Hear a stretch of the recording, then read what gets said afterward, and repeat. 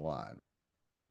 What's up, everyone? Coach Tony here. We are here with egelloC, and welcome to the California College Admissions Summit. This is our first big event of the year for us here. It's a really, really amazing event we put together for you all who are here joining live. We have over 255 people here live so far. We had a few thousand people register for this event, so it'll be a super, super amazing turnout, and I'm sure those who will watch this from the future as well too. So this would be a really, really amazing event here. So just to get us started really quick in the chat, go ahead and share. Let me know what grade is your graduation year in the chat. Are you going to be, are you an incoming senior 2026? Are you incoming junior 2027? Incoming sophomore 2028, incoming ninth grader 2029. If you're one of our younger friends, 2030, 2031, 3032, some of you even younger. We saw a few registrations from grade school students. We even have some community college students we saw sign up as well. We have some educators. We saw some counselors sign up. So this is a really, really amazing event. So running through the chat, looks like we have a really awesome mix today. We have a lot of current juniors, current sophomores, freshmen. We have a bunch of middle school students as well. You guys are preparing. Awesome way to prepare for high school with this event here. Amazing, amazing, amazing. Fantastic. So we are egelloC. We're the team who put this event together. And for those who don't know too much about us, over the last 16 years, we've been able to connect with a lot of families, right? We're able to help connect with over 8,000 families. We pulled this out, I think, last night. 8,000 families on Instagram. We have several Facebook groups. We have over 21,000 families over there. We have over 30,000 families on TikTok. And over the years, we've helped our students get into pretty much every school you can think of, right? So all the UC schools, all the Ivy League schools, and even we started counting out the top 25, top 50, top 100 colleges, and they've all gone in. And of course, you guys says picks or it didn't happen. So here's some screenshots. Some screenshots you can kind of see here. Students gone to Berkeley, more Berkeley, engineering for Berkeley, LMU over here, USC over here, up there, UC Irvine, UC Berkeley, UCLA. Another one, Rice, early decision, financial aid over $50,000 per year. In the middle, Caltech as well. On the right, UC Berkeley, Cal Poly schools. There, another UC Berkeley one. Another one here, more UC Berkeley, UC Irvine. On the left, LA, San Diego, UCLA. The student on the left, by the way, went to Cornell as well too. So more schools: Pepperdine, Chapman, Purdue, San Diego State, tech schools, more USCs, Baylor, University of Michigan, MIT as well too. More USCs, more engineering, Purdue, Chapman, UPenn. The student there got in as a nursing and business dual program, right? And more students here. You can see LMU, more Berkeley's, SCU, tons and tons of UCs, more UCLA's, UCI's, and many, many more stories as well too. So I share that to show you we're not just gonna talk the talk. We also walk the walk. That everything we're doing and everything we're gonna share with you guys in this summit is how we get there, right? So if that's okay, we love to kind of pull back the curtains a little bit. So for this summit, right, we invited our top coaches to come share alongside with myself today for you guys. Some of our top strategists, our enrollment advisors, and then they're going to be kind of opening up the toolbox, showing you guys kind of behind the scenes of how we've been able to replicate this type of success, and also invite some of my buddies from other industries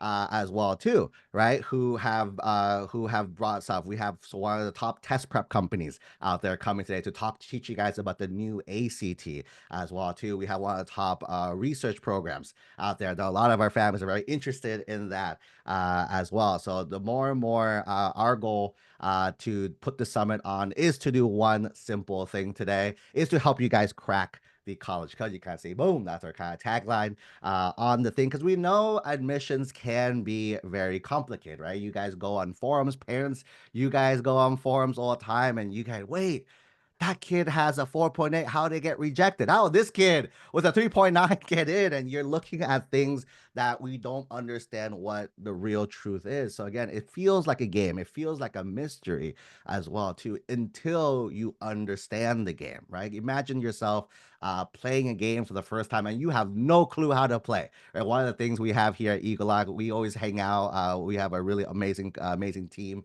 Every time we hang out, we always play board games. That's like our thing, I think, right? Or our coaches. We just play board games. And it's one of those things like when you play a board game for the very first time, you're so lost. You're so lost. You're not sure what to do. And you kind of just going along and you're hoping you're following the right person because you're following the wrong person, then chaos ensues, right? But once you understand, I get how to play this game, that's when you become dangerous. That's when you're like, wait, I know how to do this correctly now. And that's going to be our approach for this entire summit here today. And our goal is to do all of this.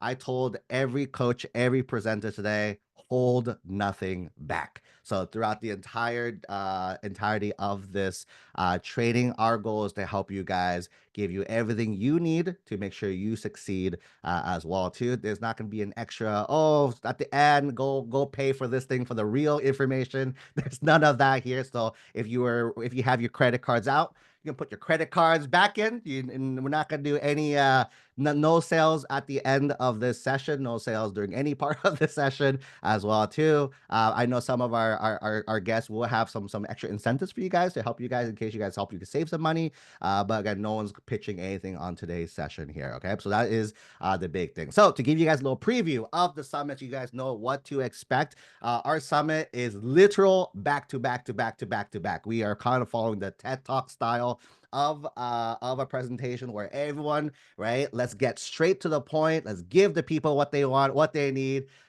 20-minute interval. So it'll be a back to back to back to back to back all the way from now until the end to help you guys out. We have a bunch of amazing topics that I think on your way in, we did a little questionnaire, right, for you guys. And that's kind of the information that we pulled in for you guys as well, too. So let me give you guys a little teasers and preview of today's session, right? We're going to kick us off with what is your best college and major for your child. That's probably one of the biggest things that a lot of parents always ask us first, like, hey, where should my child be going to? What should we be doing? This would be set up. And also this kind of sets up the frame for everything today, right? This sets up like, hey, knowing this, that's how we can plan for everything. Because if you don't know where you're going, how can we get you there is the thing. It's like try and navigate to a destination without an end goal. You're just going to be driving and wasting gas along the way as well too, right? So your goal is to, again, figure out where do we want to go first. Let's establish that end goal in the sand. And I use that sand purposely, in the sand first, and then let's figure out how to get there, right? So we actually have one of our top advisors, Coach Victor, will be jumping in. This is actually one of his specialties, helping our students identify college lists and majors that's perfect for them. And again, it's not spoilers of it. It's not ranking, right? So just a little spoilers to kind of demystify things a lot. Most people would be like, Google best college for a blank.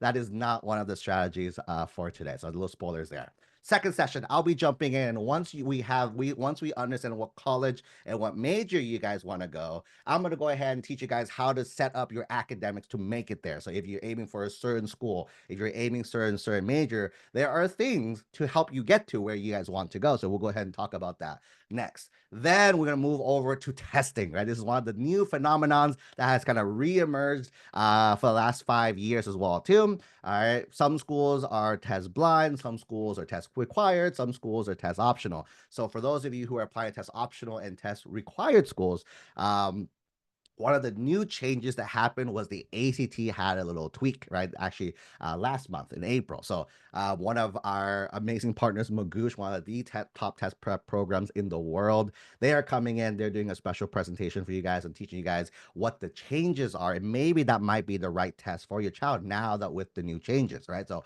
we're going to do that. Then we're going to talk about what actually stands out in admission. Specifically, this is the activities as well, too. So what activities does your child need to do to stand out? I think that's one of the big things to keep in mind as well, too. I know a lot of families was like, oh, should I do this? Should I do that? Should I do that?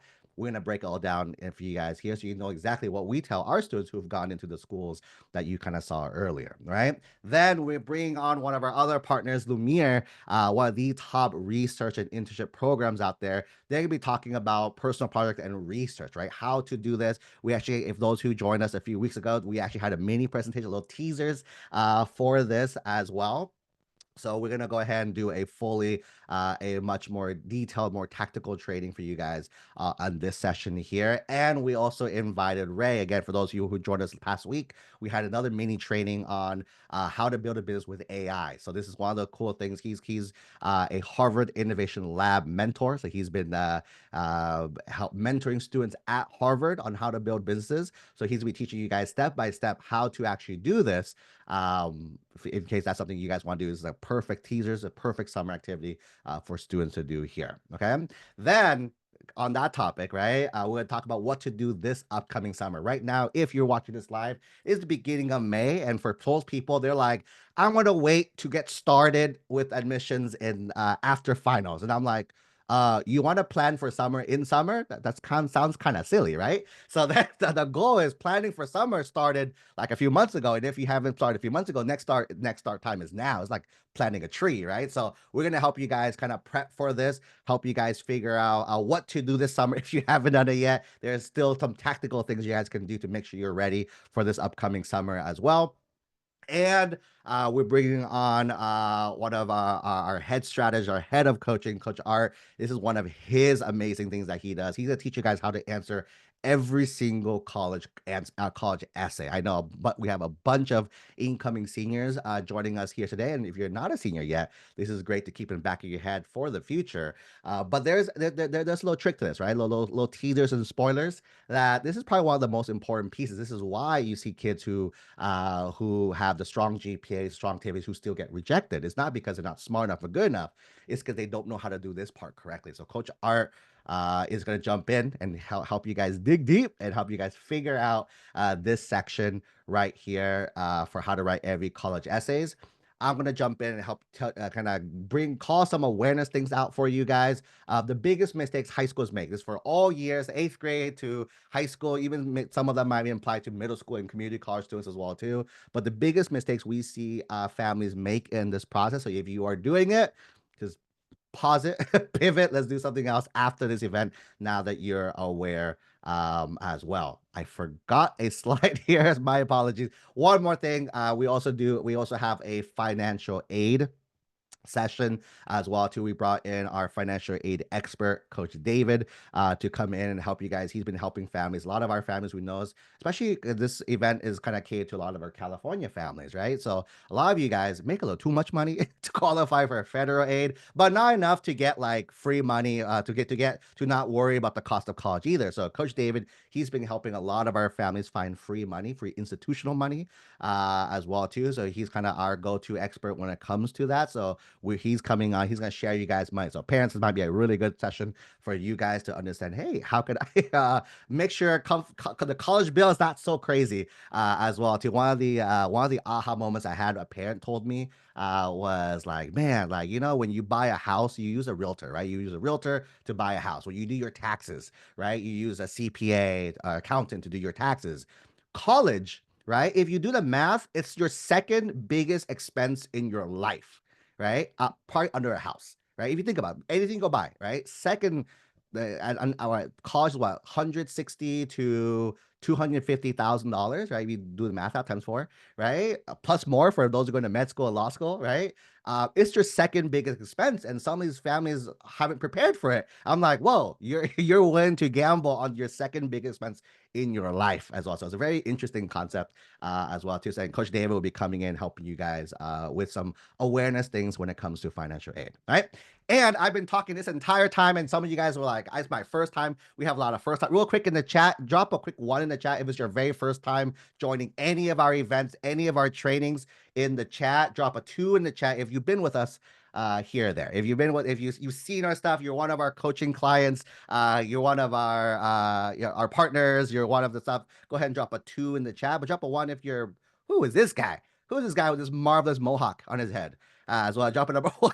Jump at number two. If I've seen this guy. I hang out with Coach Tony on the daily as well too. Awesome. We got a nice little mix. A lot of guys mix. A lot more ones though. A lot more ones as well too. But then awesome, fantastic, fantastic. So again, my mom told me don't listen to strangers online. So we go ahead and do a quick little introduction so you guys know who I am. We become virtual friends, and we'll go ahead and jump straight in to the first session after this, right? So my name is Coach Tony. I'm actually the founder of all this. And then so the thing for me, I actually got into when I applied. I grew up in a family of immigrants. My parents had no clue about college. They told me to figure it out, go to college nearby. So I got into UCLA full ride. My parents were super happy. I actually didn't go there. I actually went to UC Berkeley because I want to get away from my parents as well too. Did not get a full ride. I just paid off my loans last year too. Went to Berkeley, and then when I went to Berkeley, I kind of accidentally fell inside the admissions kind of world. I got to help them out with admit presentations and outreach. So when I graduated, I actually became a reader with them. So what readers do is readers are the people who read your application on the back end. They recommend yes or no, right? They recommend yes or no to your applications.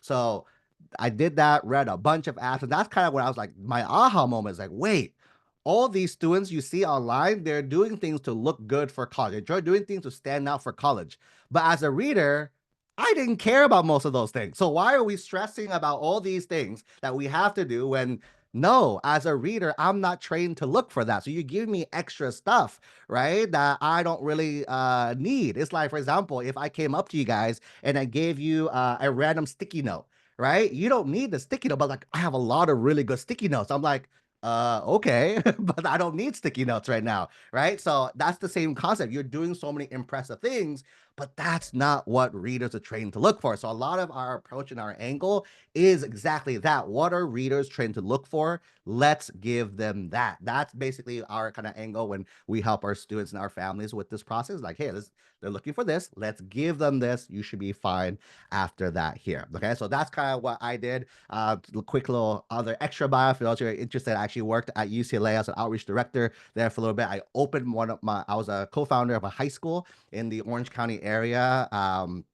A charter high school. That was pretty fun. I actually became how I got connected with Magoosh. I actually was one of their tutors at one point. I became their high school liaison there. I was a TikTok educational partner. So I actually did videos with them for a little bit. That was cool. I was their first college admissions partner with them as well too. And that kind of whole evolved into kind of where we are at right over here. Okay, so I'm super, super excited. This event is really fun. It's kind of one of our core things of giving everything away, helping as many families as possible. Again, I always think like selfishly, high school Coach Tony, right? High school Coach Tony could not afford the expensive programs to help families with stuff, right? And for those who do, who have the resources, right? And it helps a lot. I think a lot of our kids do really well at the same time, but we also want to help families, right, who may not have the resources to invest in our programs or any other services or programs in general. So the purpose of this event, again, we're going to give. And once we think we give enough,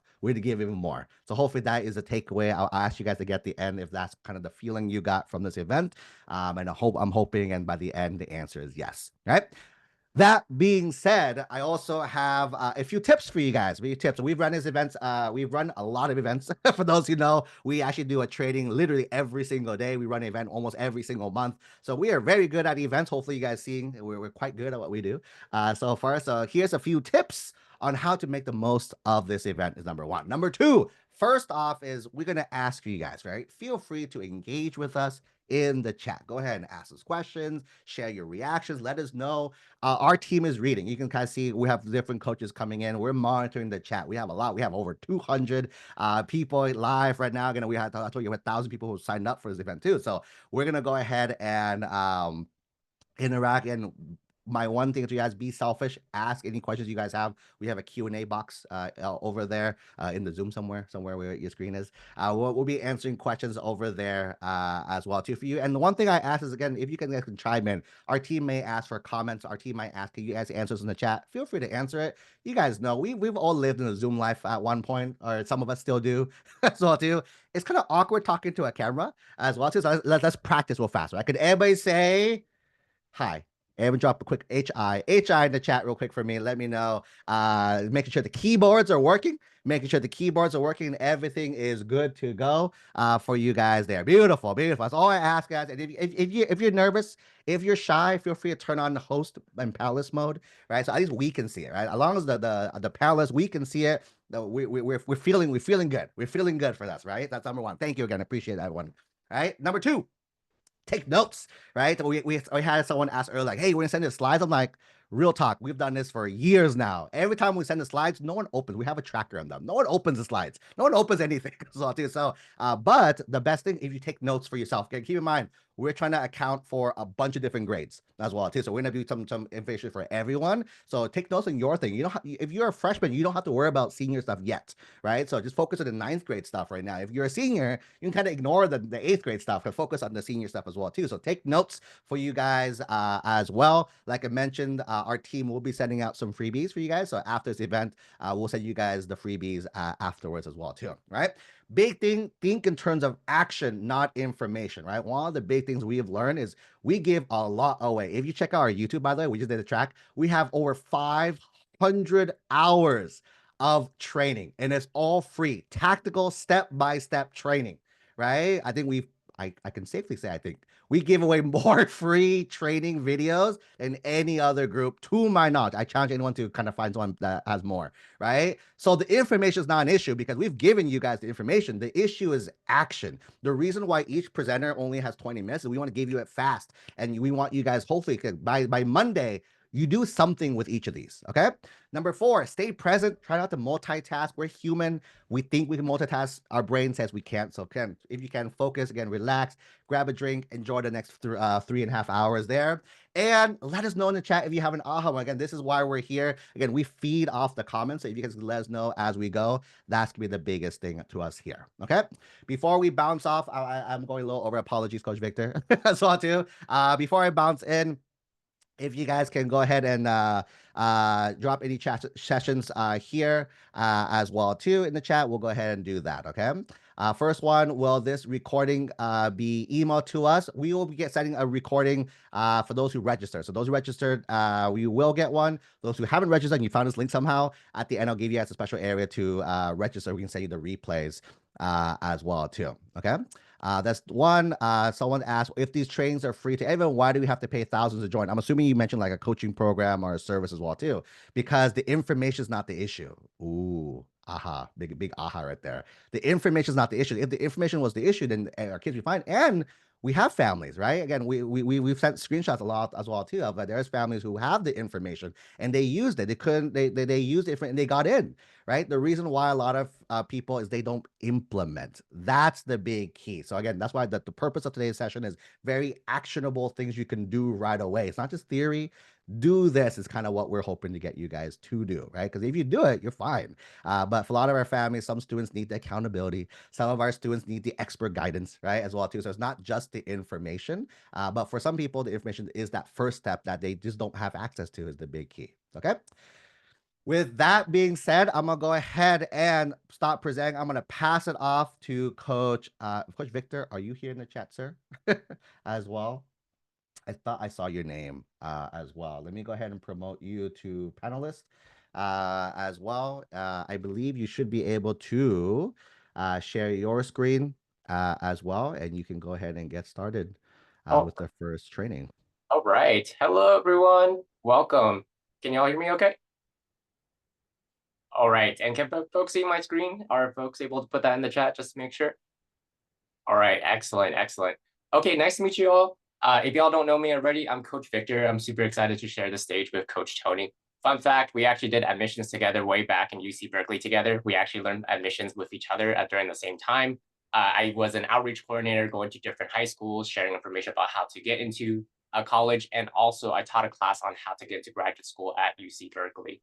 And also, fun fact, if you didn't know, I also got a full ride scholarship to UC Berkeley for undergrad and graduate school. If you haven't checked it out on our YouTube channel already, it's a really great training that I did about how I was able to do that. So if you haven't, definitely check that out. So that way y'all could be able to save money or learn from Coach David later on about that. So super excited to go into this topic about what's the best college and major for your child. And as what Coach Tony said, the way to do it isn't necessarily just Googling it, right? It's to be able to really think introspectively about what matters to you. And so what we'll cover is about how to determine criteria. We'll talk about the difference between pathways versus majors and an introduction to the term ikigai, which is super valuable and important to help students understand what exactly do they want to do. Because in the world of college admissions, there's so many different colleges out there, right? And I actually don't even know the number in the US, but there's more than, I'm pretty sure there's more than hundreds of them. And so how do you actually make sense of which one is the right one?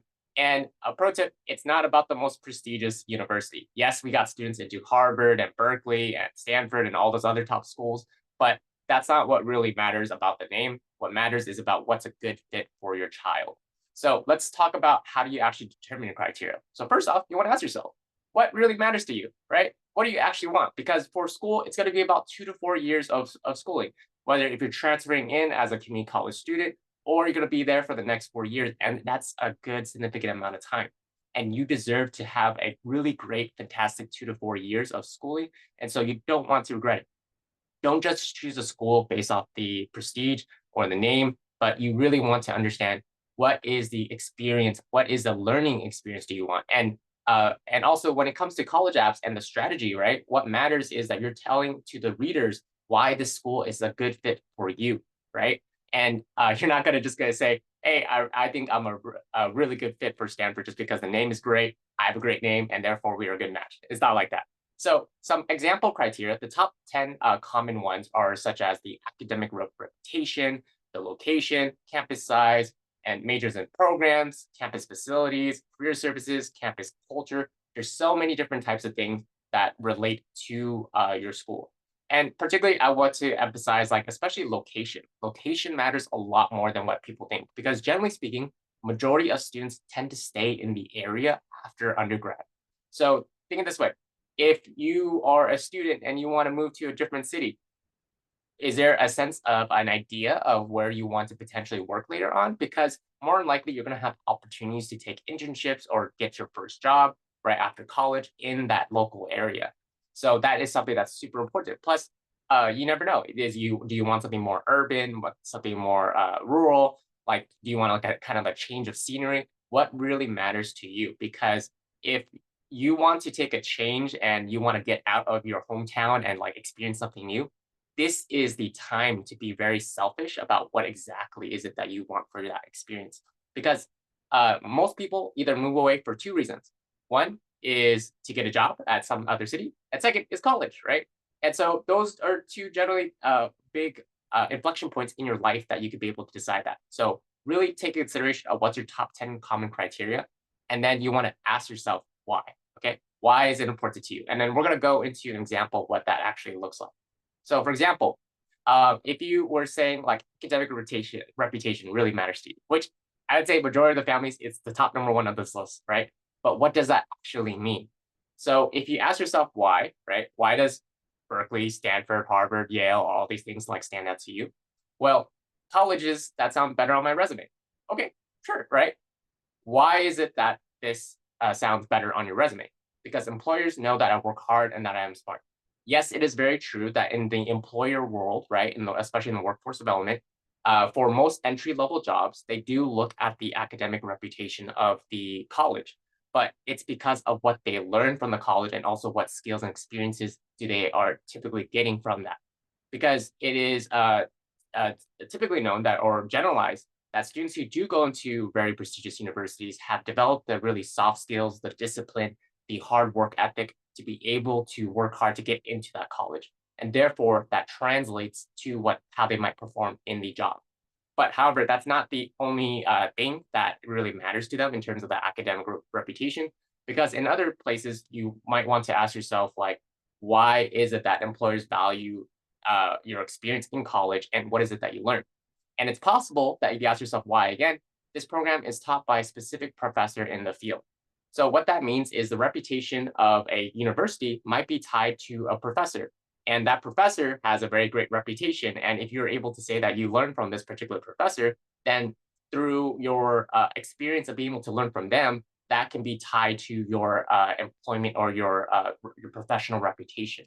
And so therefore, by asking yourself why, right? That gets you to be able to understand what is the main importance of this particular criteria. And then that way you can be more intentional. So let's just say after you've explored a few of the criteria that's most important to you, the next part is to put it into a trade-off matrix. The trade-off matrix is a way for you to be able to decide across all these different criteria which one might be the most the best ones to apply to or to enroll in.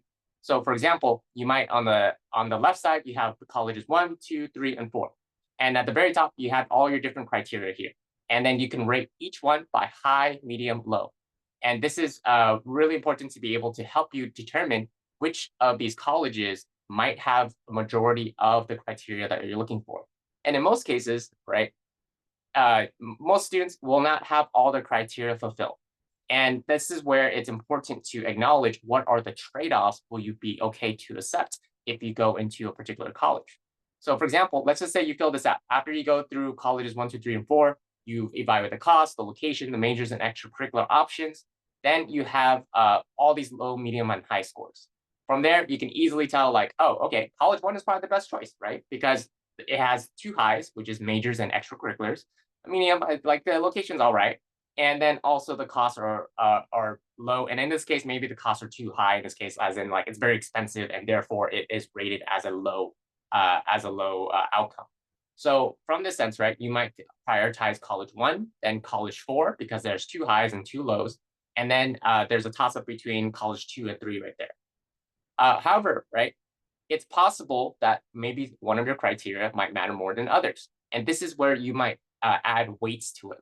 So for example, what if cost is the most important thing to you? It makes up 50% of your decision making process, followed by location and majors are a tie, and maybe extracurriculars is just 10%, meaning that it's not as important to you. So in this case, right, if you were to look at the far right, there's an adjusted calculation where you take the value of low being 1, medium being 2, and high being 3, you multiply it by the particular percentage. And for those who have taken stats, right, or taken, I think you learned this in stats, but you are pretty much taking the expected value. The expected value is what you would get from taking the probability multiplied by the outcome or the result. So in this case, when you add all these numbers up, that puts you actually college number 4 as the top number 1 with a 2.2. And if you think about it, right, this was originally marked as preliminary ranking number 2, but now it's number 1 because you value the cost more, right? And the cost is the most important thing. So once you get to college 4, then the question then becomes to you, are you okay accepting this college given the low rating on location and major? Because you want to go to the next college or the next 2 to 4 years at a place that you really enjoy and that you really are comfortable with. And you don't want to go in regretting that you made a decision to go to this college because you realized that another criteria was so important to you.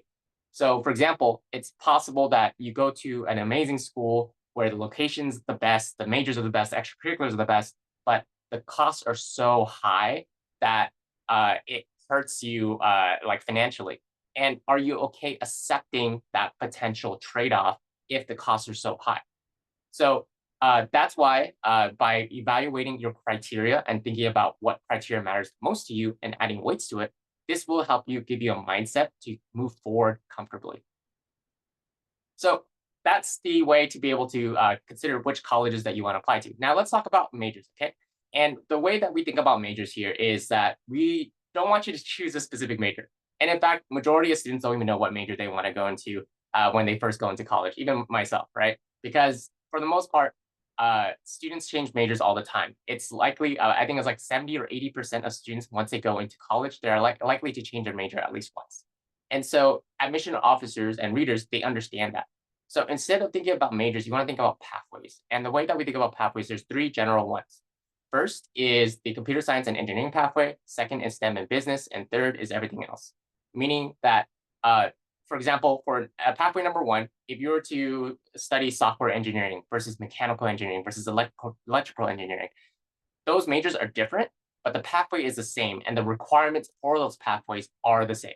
Coach Tony is going to talk in a little bit about what exactly are the requirements for all these different pathways, but just know that you don't have to just stick to a particular major. You just have to think about which pathway is most interesting. Now I know some people are thinking like, oh, second pathway is STEM in business. Isn't the E in STEM like engineering? Yes. And we pull that out because the pathway for computer science and engineering is much more rigorous and requires a little bit more rigor in particular math and physics courses, which we'll talk about later on. So that's why just ask yourself, which one of these are the most important? And if you don't know, then I would recommend to start validating whether pathway one is the right one first. Because pathway one would require a much more of a rigorous kind of pathway in terms of being very selective on the courses and the strategy there. If you know that for sure you don't want to go to computer science or engineering, then validate whether if you want to go into STEM pathway two, which is STEM and business. And then from there, if you realize that none of those actually fit for you either, then you're in the everything else pathway. And again, we'll talk more about these particular pathways later on, but just know that you don't have to choose a particular major right away. And in fact, there is there's a lot of mistakes for thinking about what major that you want to do right now, because the common mistakes for choosing a major is that if you don't know what you want, there's a quote right here. If you don't know what you want, then you'll be told what you want and you will believe it. Meaning that we will tend to follow whatever like people think is the right fit for ourselves without really internally analyzing what's actually the best choice or the right choice. For example, confirmation bias. Now, common mistake. Someone goes onto the university website, checks out all the majors that are available at this particular campus. And they look at the list of 100 majors and they try to find the top 5 or 10 things that look interesting to them. Yes, that could be effective to be able to like help you figure out what are you leaning towards or gravitating towards, but it's a confirmation bias, meaning that you will see something and then you will think that that's something that you want because it sounds cool, because it sounds right. And really, your mind is like kind of playing tricks on you, thinking that that's the best choice to go for. So that's something that you want to avoid because you want to instead ask yourself, what do you want to learn? Then figure out what major is the right fit for you, right? Because if you do the opposite way around of looking at all these majors and seeing which one am I good fit for, then you are kind of like unintentionally putting yourself in a box, and you don't want to do that. Second is conformity bias. You are likely to choose whatever your friends are going to do. Your friends are studying a certain like major, and you're trying to choose schools with them. You're likely going to go with the crowd and just go with whatever else everyone is studying. And lastly, sampling bias. You don't know what majors are out there, right? But because you went to check out just one school or two schools' websites, you see a list of 40 majors. And that's the only list of majors that you're only interested in because that's the only thing you know. So sampling bias is pretty much you just don't know what's actually out there. So stop asking yourself, what major should I be choosing? Ask yourself what pathway first to help you strategize. And then ask yourself, what are you really interested in? Which goes into the concept of ikigai, okay? Ikigai is a Japanese concept for meaning a reason for being, right? It's a way to be able to combine what you love, what the world needs, what you can be paid for, and what you are good at. And by finding your ikigai, this is what will drive you and bring part of happiness in life. There's a really good book called Ikigai, actually, and they talk about like there's this village, remote village in Japan, where they have the longest life expectancy. And a part of that long life expectancy is because it's encouraged in their culture to find this ikigai. And this ikigai is what drives people to wake up every single day and to work every single day. And they're actually working way past retirement age of 60, all the way up to 80 years old. But they're not seeing it as work. They're seeing it as it's their life calling. It's what they want to do. It's what they need to do. And it's what makes them wake up every single day purposeful. And as parents, isn't that like the most beautiful thing to see? Like if your child is very excited to wake up every single day, study the things that they want to do and do the things that they love and still get paid for it, right? That's an amazing possibility. And by thinking about the ikigai, right, you could be able to discover it in two ways, okay? First off, right, there is the intersection between what you love and what you're good at. This is something that students can be able to figure out right now. And the way to kind of determine that is when are you in your flow state? Your flow state is a combination of when are you doing particular skills and what's the level of challenge to be able to accomplish it. Because there's at times where what flow is like is where everything around you doesn't matter anymore. You're so hyper focused on doing that one thing, and that one thing is the only thing that you really enjoy doing, and you like lose the sense of time that passes by. So many students tend to experience this, especially when you're a gamer, right? You like to play games and you're in this flow state because you're enjoying it. And also you're playing a game of difficulty that you really enjoy. The same can be applied to other things such as art, right? Like some people really love to draw and they get lost into it and they try out different techniques and they really start loving it. Same for puzzles, right? That's why if you think about it, right, there's different levels in games. There's level 1, 2, 3, 4, 5, 6, 7, right? If you go to level 10 and you haven't even like played this game yet, it's too hard for you and then you're going to give up. And then so therefore that puts you in this anxiety stage or this worry here where the challenge is way too hard, and so you kind of disengage. But if you start at level 1 and start building your way up, right, you start noticing that you start really enjoying it and that this is something that you really love to do. So something to ask yourself if you're a student is, when do you lose track of time? When is it that you get so passionate that you love doing that one particular thing that it just drives you forward the whole entire time, and that you can see yourself spending hours and hours on it? And for parents, like, when do you notice that of your child, right? You see your child really often, and I'm sure that you've noticed where you have a hard time pulling them away from something. Sure, it might be things like that are associated with games and such like that, but there's could be other things that bring students into that flow state. So that's the way to kind of figure out for their passion. The next part is the vocation, okay? Being able to figure out what the world needs and what you can be paid for. So how do you figure out what you can be paid for? What is it that's actually out there that that you can be a part of the industry and the world would benefit from it and they're willing to pay someone for it? Now, in most cases, you will not figure this out in school. Okay, let me read that again. You will not understand or learn this information from school, because in school, you learn just about the academics and what is the concepts to apply to particular jobs in the future. But really, you have to bridge the industry, the career world or the employment world, and that's through networking. Networking is being able to converse with other people that you don't know and to be able to learn more information about them. And so I always tell students about the ability to conduct informational interviews. Informational interviews is where instead of you interviewing for a job, you're interviewing a professional to learn more about their field, more about their interests. So that way you can figure out if that is something that you might want to do in the future. So let's just say you conduct an informational interview with one person, and maybe this person is like a engineer or something like that. And you ask this engineer all these questions to learn more about what is it they do. So that way you can figure out, is this something that I want to do? Is this something that I might enjoy? And then you can ask them questions like, hey, can you also connect me with one or two other people that that might be a good like learning experience for me? And so they connect you to more people. And so this creates a web of connections. If you keep asking each person to introduce you to one or two other people, then you create a web. And that is where you get expansive knowledge about what is going on in the industry and what exactly is it that the world needs for this particular skill. So if you could say on top of both of those things, right, you network with the market to be able to understand what is the potential jobs out there, where's the industry trends going, how is it that you won't be replaced by AI, or how's AI being leveraged, right? Then that can help you understand what are the opportunities. While at the same time, you try to combine what is it that you've discovered that you actually like to do on a day-to-day basis that you really enjoy. And you try to match those particular skill sets that you really like to do, or the challenges that you like to embark in, and the needs of the world, and then you combine them together. And that's where you can particularly find that intersection of Ikigai there. So that being said, I know that I went a little bit over my time, so apologies for that.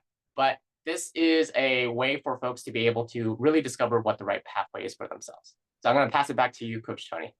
All righty. Oh man, what a jam-packed session. Really quick in the chat, you guys enjoyed that? Drop a quick yes in the chat if you guys enjoyed that session. It was a good one. I see some hearts. So you guys are the emoji hearts. There you go, the emoji hearts. I know Coach R is be excited for that. He loves the emoji hearts flowing through. So he wants lots of yeses down in the chat. Beautiful, beautiful, cool. Let's kick it. Again, this event's nonstop. Let's move straight in. So again, there's a flow to everything we're doing today. So Coach Victor kind of set the stage for us, helping us understand kind of where we want to go and also the majors as well too. And once we identify that, once we start thinking about this stuff, and keep in mind, you don't have to do this in live speed. And we're trying to combine years and years of knowledge for you guys in a really compact session. So again, take notes. If you know, keep going on. But if you're like, hey, I'm not sure now what college is my child, or if you're the student, I me or the major, right? Take notes on this, and then when you come back, you can go through it. We strategically put every kind of topic in a strategic order. You guys can kind of literally flow through it step by step by step. So jumping straight in to the academic section here, I'm gonna talk about, now that you establish what pathway, and there's also little teasers, what pathway you guys are going down, what colleges, let's go ahead and kind of figure out what classes we need to do as well. So I'm gonna talk to you guys, zoom out a little bit and talk a little bit about one. I'm gonna convince you guys why the GPA is not as important as you guys think it is, what two factors are more important, and something we call the pathway overlays, or things that a reader is trained to look for in your academic section itself. So first off, I'm going to show you guys really quick why GPA is not important. In the chat, can you guys, participation real quick. In the chat, can you drop a 1 if you and or your child has, or not and, it's or, you or your child has at least a 3.0 or higher GPA. Drop a 1 in the chat, right? 3.0 or higher. Just drop a quick little 1, lots of 1. Boom, boom, boom, right? So next question. Now you'll start seeing it gets a little smaller. Who here has a 3.5 or higher? Drop a number 2 in the chat. So drop number 2 in the chat if your child has a 3.5 or higher. All right. All right. Still like a lot of people still, right? Moving down. 4.0. 4.0 GPA or higher. Drop a number 3 in the chat. Drop a number 3 in the chat. Still, well, we have a lot of smarties here. A lot of smarties here. Got a lot of number 3s. And I think this is the last one. Who has a 4.5? A 4.5. Drop a 4 in the chat. Still a lot, but it's not, if you guys notice the chat, it's not as fast. I don't know, maybe it's on the host mode, that's why I see it now, but it's not as much as the previous one, right? Like that's a big, like, 1s was fast, a lot of 1s, a lot of 2s, a lot of 3s, but 4, it slowed down a lot. So the question is, does that mean that the 4 group, the 4.5, has a higher admissions chance than the 3, 2, or 1 group as well too? Spoilers, no.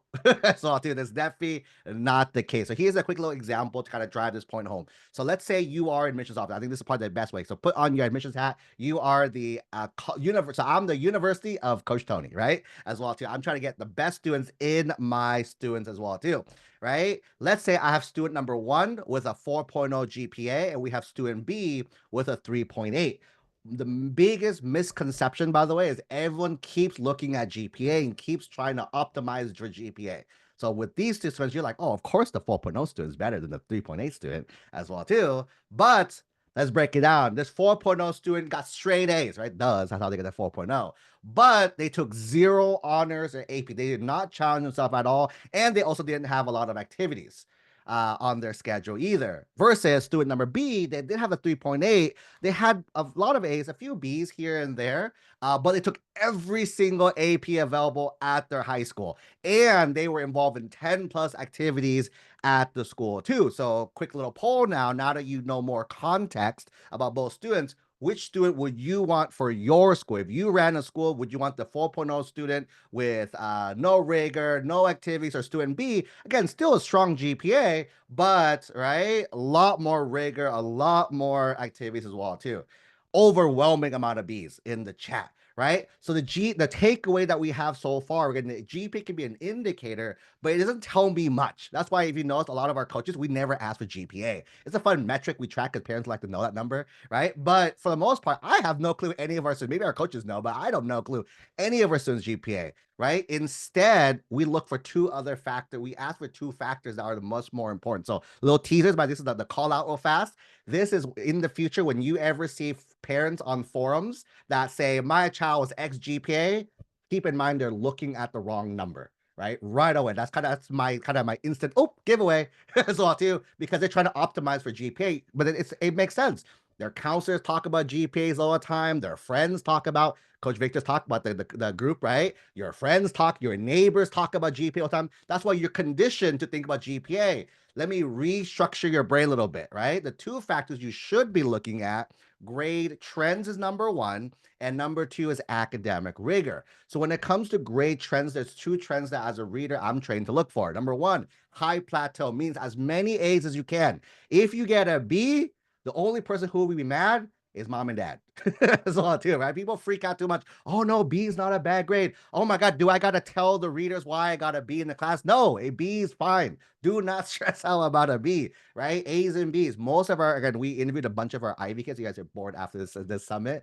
We interviewed a bunch of our Ivy kids in top, like MIT. So they all had A's and B's too. And I was like, wait, if those kids got A's and B's, they made it to the Ivies, then it should be fine. So don't stress out, right? The other thing is the upward trend as well, too. So let's say ninth grade, you were a little rocky, right? A little rocky in ninth grade because the transition from middle school to high school was hard, but you figured out and your grades went up over time.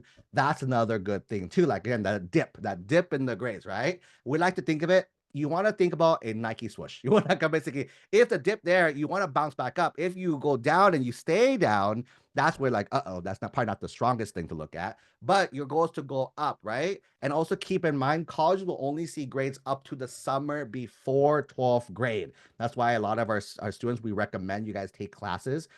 By the way, 2026 families, we recommend you take classes this coming summer because that's the last set of grades colleges will see. So you want to finish up with 2 A's, make a kind of grade trend, finish up really, really strong. But the most important thing that we care about is the rigor. So the rigor, think of it as the honors level courses, accelerated courses, AP, IB, and college level courses. The reason why this is really important is because college is hard. I don't know why people, teachers don't talk about this more, counselors don't talk about it more. College is hard, right? We all think we want to go to Harvard and UCLA and Stanford and all these schools. Do you know how hard it is at these schools? You know how, go on TikTok, look at students venting about how hard life is at these schools. It's tough. It's not only hard to get in, it's hard once you are in. Because think about it, they took the best of the best and put them in one room. That's why it's so tough. And colleges have curves, right? So kids for the first time, wait, it's what's a B? Wait, what's a C? They're for the first time, some of these kids are kind of feeling, so it's really, really hard for them. So what the colleges want to know is, if I say yes to you, are you going to be okay? So the key here is you want to demonstrate that on your schedule. So our strategy to how much do we need to demonstrate? We tell our students, you want to match the number of rigor courses to that X student at your school. Meaning, let's say you're aiming for top schools, right? Let's say, oh, my child's aiming for UCLA, UC Berkeley, Stanford, one of these schools. I'm like, awesome. In that case, that's a top school. You want to match the top student. How much rigor is the top student doing as well, too? And that's kind of the key that you want to do. Because if they're taking 4, you want to take 4 is that element as well too. And people are like, but that's a lot of work. I'm like, yes, college is hard. Not everyone's gonna make it in. Acceptance rates to UCLA dropped under 10%, right? If it was easy, everyone would make it in. Does not make sense, right? I think it's one of those like expectations. Here's the answer. People just don't want to believe the answer is the thing, but that's kind of how it's set up. But keep in mind, it's more than just the number of classes you're taking. You can take the classes, but if you don't demonstrate what we call pathway overlays, right, you're not going to show the colleges that you're ready for that type of pathway. So to kind of piggyback, this was Coach Victor's slide, right? But the 3 kind of pathways that you guys have, there's 3 things that we're going to talk about: the computer science engineering pathway, the STEM business, and the everything else as well too. So first off, if you're everything else, so basically your humanities, liberal arts, poli-sci, pre-law, a lot of this stuff, right? Your goal is to max out the rigor for as many non-STEM classes as you can. Is the key that you want over here, right? It's number 1. If you're interested in STEM or business, we had a question earlier, what's STEM? For us, how we define STEM, we define STEM as basically anything science minus computers, data, engineering, right? So that's the pathway number 1. But science is everything else. So biology, chemistry, all that, right, falls under here. Be a doctor, boom, over here as well too, right? So right here, you want to do strong math. You want to get to calculus 2, which is the equivalent is calculus BC at the high school level, right? And you also want to have strong biological sciences on your schedule. AP Bio, AP Chemistry, AP Environmental Science. Again, do you need these? No, keep in mind, you don't need these. However, keep in mind, a lot of students who are making it in have these over. This is what the RIA is trained to look for. So keep that in mind as well. Again, a mission is holistic. So there's a lot of different moving pieces in this. But again, we like to play it very safe. Again, it's understanding the game and playing the game as well too there, right? And if you're interested in computer science engineering as well too, you want stronger math. So basically, a lot of our students are now doing calculus 3 or multivariable calculus. Keep in mind, most high schools do not offer this. Some schools do, but they do offer this there, right? And then, so you probably need to go to the community college to take the higher level math, multivariable calculus, linear algebra, differential equations as well too. And you want strong. This is more for the engineering field. Is more physical science, so physics, AP Physics 1, CE, all these extra ones. That's kind of what you want to do over here, right? I also put a few screenshots if you guys want to take a snapshot as well. I think Coach David on our team created, Coach Art, one of our top coaches. They carry these sample ones, so if you guys want to screenshot it, you guys can as well too. But this is an example. Again, keep in mind, this is not the framework. Keep in mind, every single student is different. Every single school is set up differently. Not every school offers certain classes. Some schools do, some schools don't. Some schools will allow you to do certain things, some schools don't. So this is a sample. Keep in mind, sample. Okay, so you can see here, this art student, right? Art student for us will fall under pathway. Quick poll, quick little test. If it's an art student, which pathway are we putting them under? 1, 2, or 3? 1, 2, or 3 in the chat. Are we going to set them up for pathway number 1, pathway number 2, or pathway number 3? All righty. Thank you in the chat. Pathway number 3, arts. Arts is pathway number 3. All right, because remember, one is engineering. Go back in. One, oh, I mistyped this. Go back to this slide. There you go. One is engineering. 2 is STEM. 3 is everything else. So art is everything else, right? So it didn't fit under the first one, didn't fit the second one, so it fits in the third one as well too. So here's the schedule. You can see, right? With math, they went to pre-calc and stats. They didn't go to the higher calculus classes as well too, but they took all the other ones, like AP Psychology, AP Art History, AP Gov, all these other ones. Environmental Science, actually, it's a science, but it's not as difficult as the other ones. So that you see that reflected over here there. Next schedule, STEM business. Which pathway is this, guys? Is this pathway number 1? Keep in mind, this is not like public knowledge. This is like our internal lingo. So you guys will be with us now. You'll be symbiotic with our team as well too. So for us, if it was us working with a student, or we put them, there we go. We put them under pathway number 2, which is the STEM business schedule, right? So for this student right here, looks like they are in bio. It looks like they're in bio. You can see as well too. Their school offers a biomed pathway. Some of these schools offer like a pathway course as well too. So they're taking that at their school as well too. And you can see again, they're going higher. They're getting the BC, getting more, and even stats, because that's not, again, if you're interested in the math and you go as high as BC, stats is memorizing a few equations. I think I was a former math teacher, so that's how I know this. So it's that there, right? But you see, maxing out rigor is still there. Again, it's stacked. The overlay and going to be the other class as well too, right? This one's computer science engineering, process of elimination, pathway number 1 for us, right? So this one looks like a computer science student as well too. You can kind of see the math went super high, right? They're taking Calc 3 at the community college as well too. They've been taking some advanced classes. They're still doing AP Lit, AP Lang.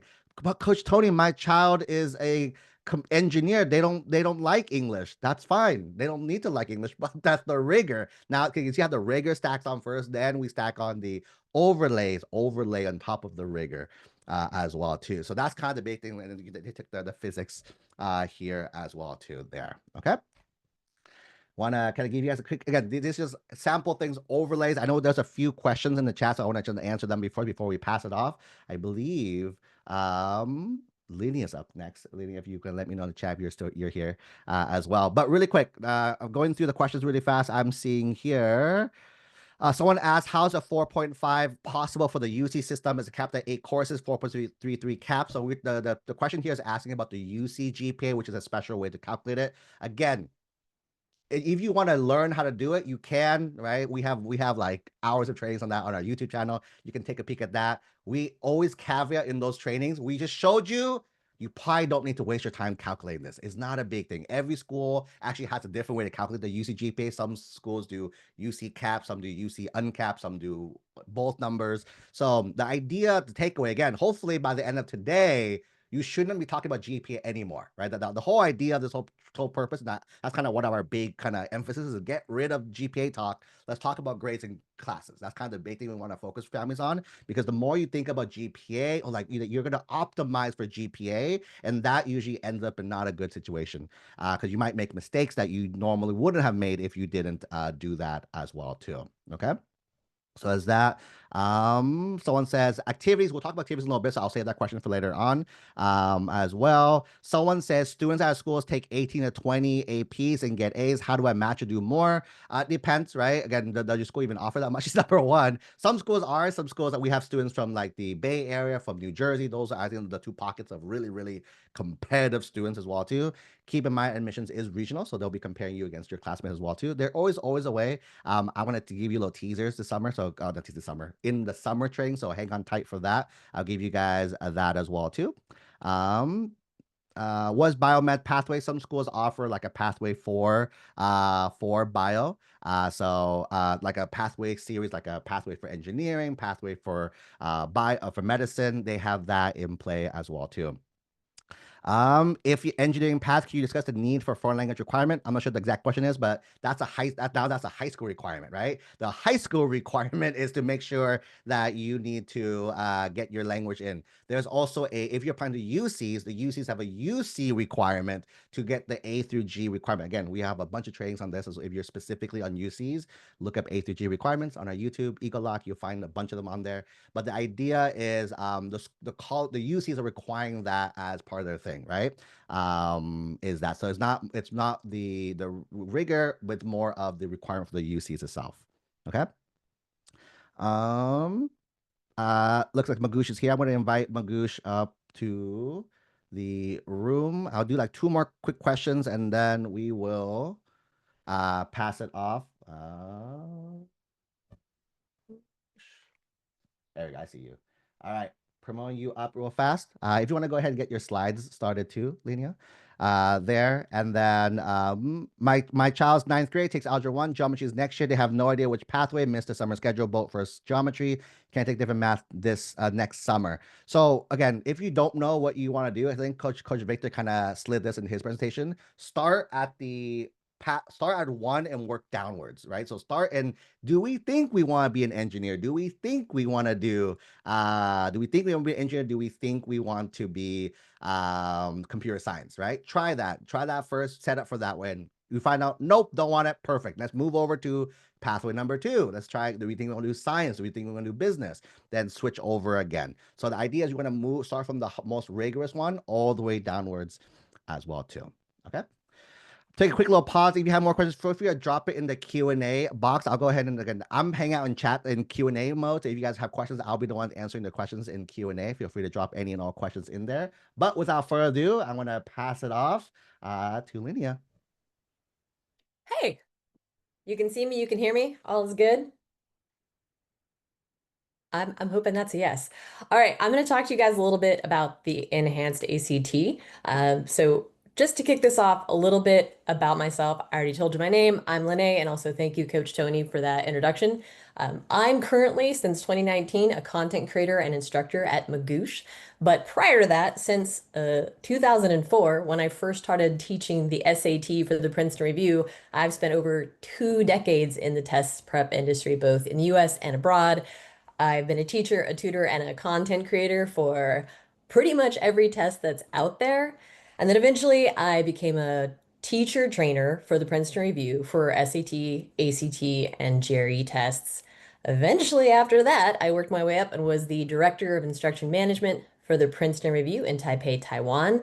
But that was really more about hiring, training, and supervising. So that took me away from the student experience. And that was okay for a time, but I found that I really missed working with students. And so I started looking for opportunities to come back to the US. That's where I found Magoosh. And I was particularly excited to join Magoosh because historically, test prep was something that was not very accessible to a lot of students, and it's a huge game changer. The SAT, the ACT, it's something that most students are going to have to tackle at some point in the admissions process.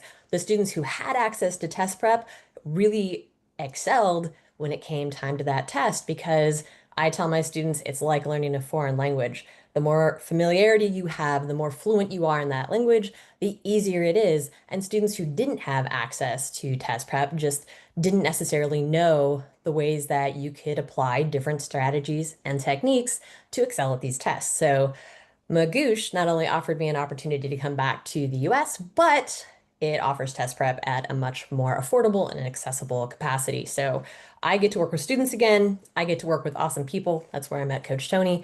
And I get to nerd out on the stuff that I love to nerd out on, which is test prep stuff. So because the SAT or ACT is something that is a part of the admissions process, it's really important to know which test is the best fit for you. And that's usually going to come through practicing those tests. But that brings us to today's topic, which is the ACT is changing. And it's good to know about these changes because that way you can consider, you and your parents can talk about, well, what might be a better fit for me? And now that the ACT is changing, maybe it's offering some elements that will make it a better test for me to take. So what we're going to cover, we are going to talk about traditional ACT versus the enhanced ACT, just so you get a sense of the differences. We are going to talk about the timeline for the enhanced rollout, so you know when to expect these changes. And we're going to talk about student considerations. So what's changing? To see what's changing, it's best to start with what hasn't changed, which is the traditional ACT format. This has been the ACT forever. Questions and allotted time have not changed. There was a change a few years back, and that's when the essay went optional. But for the most part, the way the ACT has looked for the last million years is students could either take a test that's around 3 hours or they could take a test that was around 3 hours and 40 minutes with the optional essay. They had to take the English, had to take math, had to take reading, had to take science, and it was a long, exhausting test. Now, within the test sections, each question that a student answers correctly, they get 1 raw point for that. Every single question in every section is worth 1 raw point, and that brings up traditional scoring. So the raw points you get in the sections are converted to ACT's proprietary 1 to 36 scoring scale. Traditionally, the composite score, and that's important because the composite score is the one that admissions looks at. All of the different section scores, those are averaged to give you the composite score. That's the score that matters to admissions. And that was the average of the English, math, reading, and science scores. All 4 of those were the core tests. Writing has its own separate score. And then if you do opt to take the writing test, you'll get an ELA score, which is the average of your English reading and writing scores. That is the way it has looked for a long, long time, but now the enhanced format. So you'll notice that the questions and allotted time have dropped significantly. And also, science is no longer a core test. Science is now an optional section. So students really have a choice. Do they want to take the ACT with science, the ACT with writing, the ACT with writing and science? So you have more options. Your total testing time at this point could be around 2 hours if you just take English, math, and reading, the 3 core tests, 2 hours and 45 minutes if you add science or writing, or around 3 hours and 20 minutes if you opt to take all of it. The way that this has changed for scoring, each section is still given a score on ACT's 1 to 36 scale. Nothing new there. But the composite score, the one that matters, that's going to now just be the average of the English, math, and reading scores. Science got the boot. Writing will still have a separate score, but now science will also have a separate score. And with those separate scores, if you opt to take those sections, you'll have an ELA score if you take the writing section, and that'll still be the average of your English reading and writing scores. But now there's also the STEM score, and that is the average of your math and science scores. You only get those if you actually opt to take those test sections. So STEM score if you take science, ELA score if you take writing. You get both of them if you decide to take both. At a high level, here are the key changes. It is a shorter test format with more time per question, which students are feeling pretty stoked about. Math has dropped from 5 answer choices to 4 answer choices. So a little bit easier, a little less time consuming. They have also removed some of the higher level math concepts. And that used to be a big difference. So ACT math was considered quite a bit harder than SAT math, although SAT math might be trickier, but ACT math tested higher level concepts. They are taking those out because they just want to look a little bit more like the digital SAT. These two test companies, when one makes a change, within a few years, the other's going to make a change. SAT made a bunch of changes and went digital. ACT is now making a bunch of changes and offering a bunch of different options because they don't want to lose any more market share. And that's pretty much what drives the changes here. They're constantly innovating to get more and more students to take either the SAT or ACT. Science, this is the big one, is optional. But here's something you want to consider. Is it really optional? Colleges can still require, especially for the time being, for students to take the science section. That was the case when the writing section went optional with ACT. For a while, a lot of schools still required that students opt in to take the essay. It was part of their admissions requirements. That, we've heard rumor, will be the case for science for the next X number of years. Eventually, schools will probably not require it. For example, at this point, there's maybe 10 schools left that require the ACT essay. Before, it used to be a considerable number, but that's something for students to think about. I jumped ahead a little bit to students' considerations, but I know a lot of students who were really excited that the science section was becoming optional. And I'm like, okay, cool, cool, cool, but pump the brakes. Like, it might not be optional for you. You got to do your research and check what the colleges you're applying to are going to require. Another kind of interesting thing, ACT used to have this thing called the fifth test, and it was where they did all of their research for future test questions. But now those experimental questions, or ACT calls them field questions, they are built into the scored sections. So there will be questions inside of the sections that will not count, but you won't be able to tell the difference between a question that counts and a question that doesn't count. So that's really going to make accuracy an essential component because there are fewer questions now. And in that group of fewer questions, some of them are not going to count for your score. And then, of course, another key change, probably the biggest key change, is the composite score. Again, the one admissions cares about. You now just have those 3 core tests: English, math, and reading. Flexibility is what ACT is pushing. They have greater options, maybe, but also with that becomes different pricing. You will pay extra if you take the science section. You pay extra if you take the writing section, because why wouldn't you? All right, the things that are staying the same. Core content is staying the same. That's a good thing. Question types and format staying the same, except they do claim that they are going to remove some of the higher level math questions. So really that just means some of the higher level math questions might no longer be included, but the way that concepts are tested, that's all going to stay exactly the same. The scoring scale, that is also staying the same, and that's great because people know what 1 to 36 means. That means an ACT test. The optional writing section is still optional. And then the test format options, the thing that a lot of students do like is with SAT, there is no longer a paper choice, but ACT is still going to offer paper. So with test options, you can take the paper ACT or you can take the digital SAT, unless you are taking the test outside of the US. International students taking the test abroad have to take a digital ACT test, and that's been since maybe at least for the last 2-3 years. Okay. When is this all going to happen? The enhanced ACT rollout. For students who took the digital test in April, they already saw the shorter version of the ACT. September, that is when paper tests and international digital tests will shift to the shorter format. And the last thing that will change in April of 2026, that's when school day and district testing will shift to the shorter version of the ACT. But here's something to note. This is kind of a key point.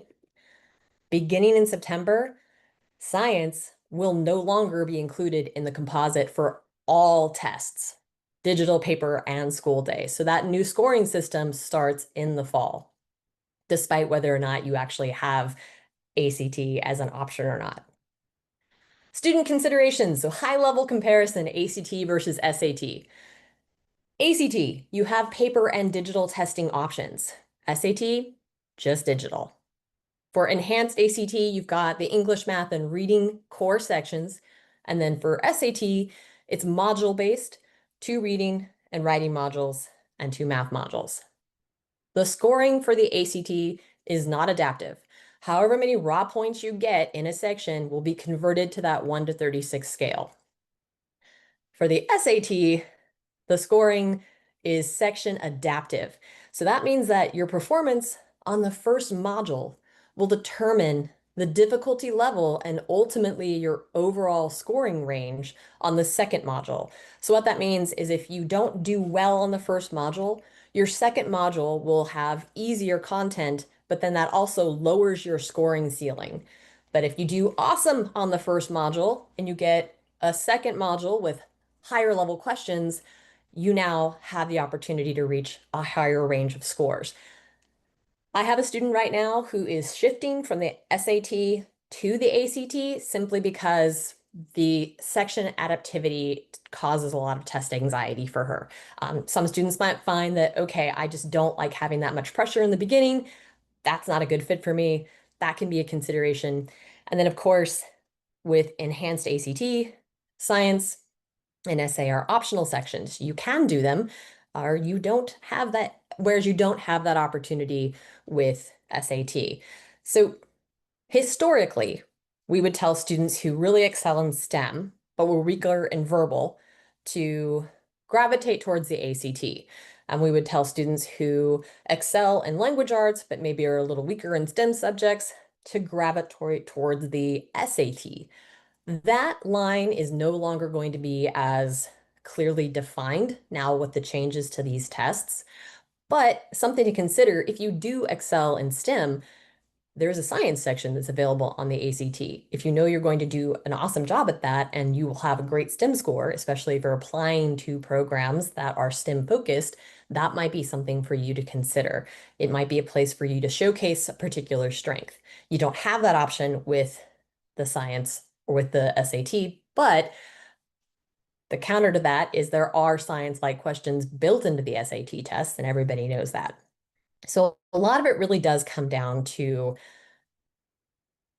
whether or not the compositions of the tests and the text complexity, the format, if those are tests that, or those are things that feel comfortable for you when you have to sit down and take these tests. Probably the best thing to do is take a practice test in both before committing to one or the other. And quite honestly, they are similar enough that you could prepare for one and really be okay taking both. But then at least if you take practice tests, you might get a sense of, oh, hey, I am way better at ACT. The text complexity on the SAT is still a little higher. That might not be comfortable for certain students. So now they might be like, okay, ACTs for me. Or you might be a student who just has familiarity with the SAT. That's been the test that people you know have taken and your older siblings have taken, and it's just something that you know better. There are a lot of different things to consider, but honestly, take a practice test in both, and that will help you decide which one might be a better fit. Other student considerations: become familiar with the updated test structure if you're going for the ACT, especially in regards to pacing strategy. That's going to be the big thing. You want to practice with updated study materials. There's not a ton out there, but honestly, older materials are going to work too. especially since the content and question format hasn't changed, but I can't emphasize enough how important pacing is on the ACT. And it's such a crucial element that if you are going to practice with older materials, you really want to be careful to adjust the number of questions you're doing, especially if you do a full practice section, and also the time you allot yourselves to do that practice session in. There is so far, when I wrote these slides, which wasn't that long ago, I keep checking, but there's only been one released updated test through act.org. Again, this is one of those things I love about Magoosh. We already almost have our product ready. We will launch it really soon for the fall exam. So if you are prepping this summer, no matter what you choose for prep, just be sure that you either are using updated materials or that you are modifying older materials so that you really get a sense of your pacing strategy. If you're taking a digital test, you want to be sure to practice with online tests to become comfortable. And a big part of that is just don't walk in on test day and have that be the first time you encountered ACT's platform. You want to be fairly comfortable with that, especially if you forget your calculator and you're going to use the Desmos calculator that ACT provides. You want to be sure that you are comfortable navigating that, but don't forget your calculator. And that's it. I mean, this is such a huge piece of it, and I love helping students kind of decide where they want to go and then help them get over this hurdle to get there. So choosing whether or not you want to take the ACT or SAT, that's probably the most important first step. So I can't encourage you enough. Take a practice test in both. I can hang out for a couple of questions, but I think I'm right up at time, so I can also happily hand this back to Coach Tony. We do have a few questions. If you can help answer them, I think you'll probably be the expert from from us there. So one question here is: do you know what % of the new ACT math will require Algebra 2 knowledge? Here's what I would consider. A lot of the makeup really hasn't changed. The higher level Algebra 2 concepts, you probably aren't going to see those as much. So Algebra 1 and Algebra 2 concepts make up the bulk of ACT math questions. I'm not 100% sure how to divide those out, which ones fall under algebra and which ones fall under Algebra 2, but I can tell you that brushing up on something like coordinate plane.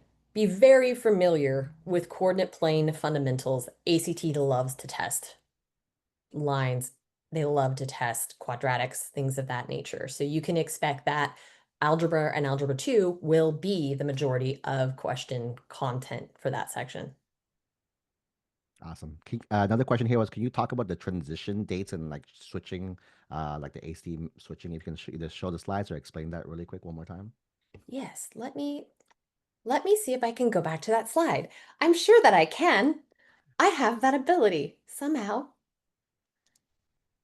Some way. Okay, well, maybe I don't. I'm just going to tell you. So April was the official rollout, and this is a really slow rollout for the summer, starting in April, and then the tests that are available from April on that are digital, which I completely, if you're like, it's impossible to get into a digital testing center, it is. Like ACT has to approve digital testing centers. There's not a ton of them right now. So right now you might just have to take paper because you can't get into a digital center unless your school offers that. So digital tests starting from April are shorter and science is optional. The fall 2025 test, so this fall's test, that is when both paper and digital are shorter and science is optional. Awesome, fantastic. And last question for you is: have you seen any changes in the composite test scores from the April testing in the new format? I have not, and ACT has been a little cagey about this because they're very much like, don't worry about it. Our composite scores, you can compare one from like 1988 and one from 2025. It'll all make sense. And I think all of us are kind of like, how? There's literally a section missing. But I'm not sure necessarily about the composite, but here's what I can tell you.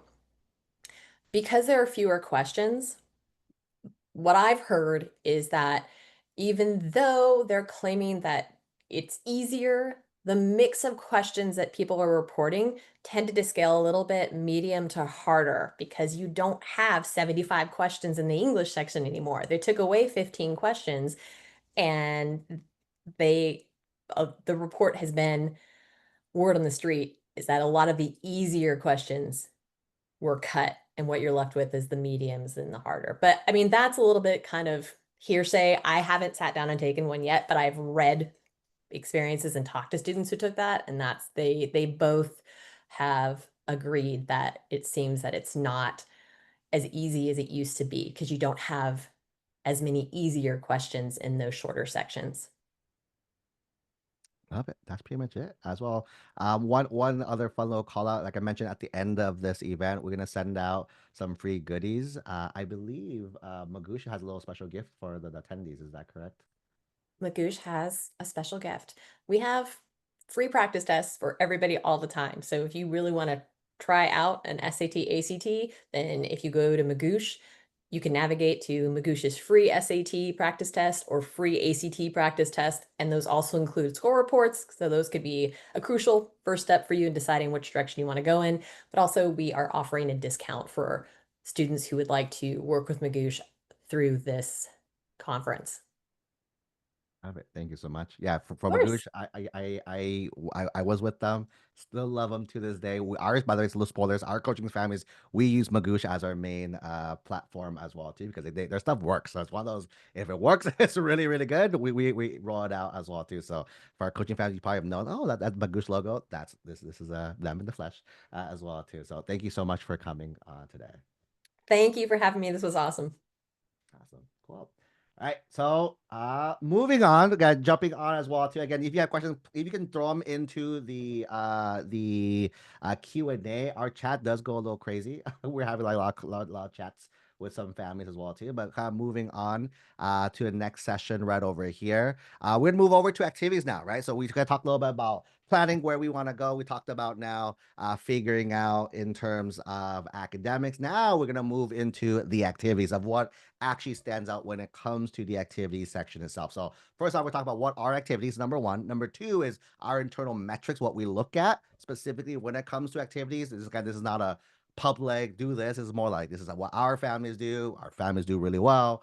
Feel free to copy it there. And then there's two buckets. We talk the concept of two buckets. We'll talk about that as well too. So first off, just gonna poll, make sure we're all awake. We're still good. We still have. Actually, I don't think we lost anyone yet. Maybe we lost one or two, but holy moly, we're still 200 plus strong. So that's crazy. You guys are amazing. So in the chat, quick little keyboard activity real fast. Make sure your keyboard's still working. In the chat, can you give me an example of an activity? So either something your child is doing or something your child should be doing.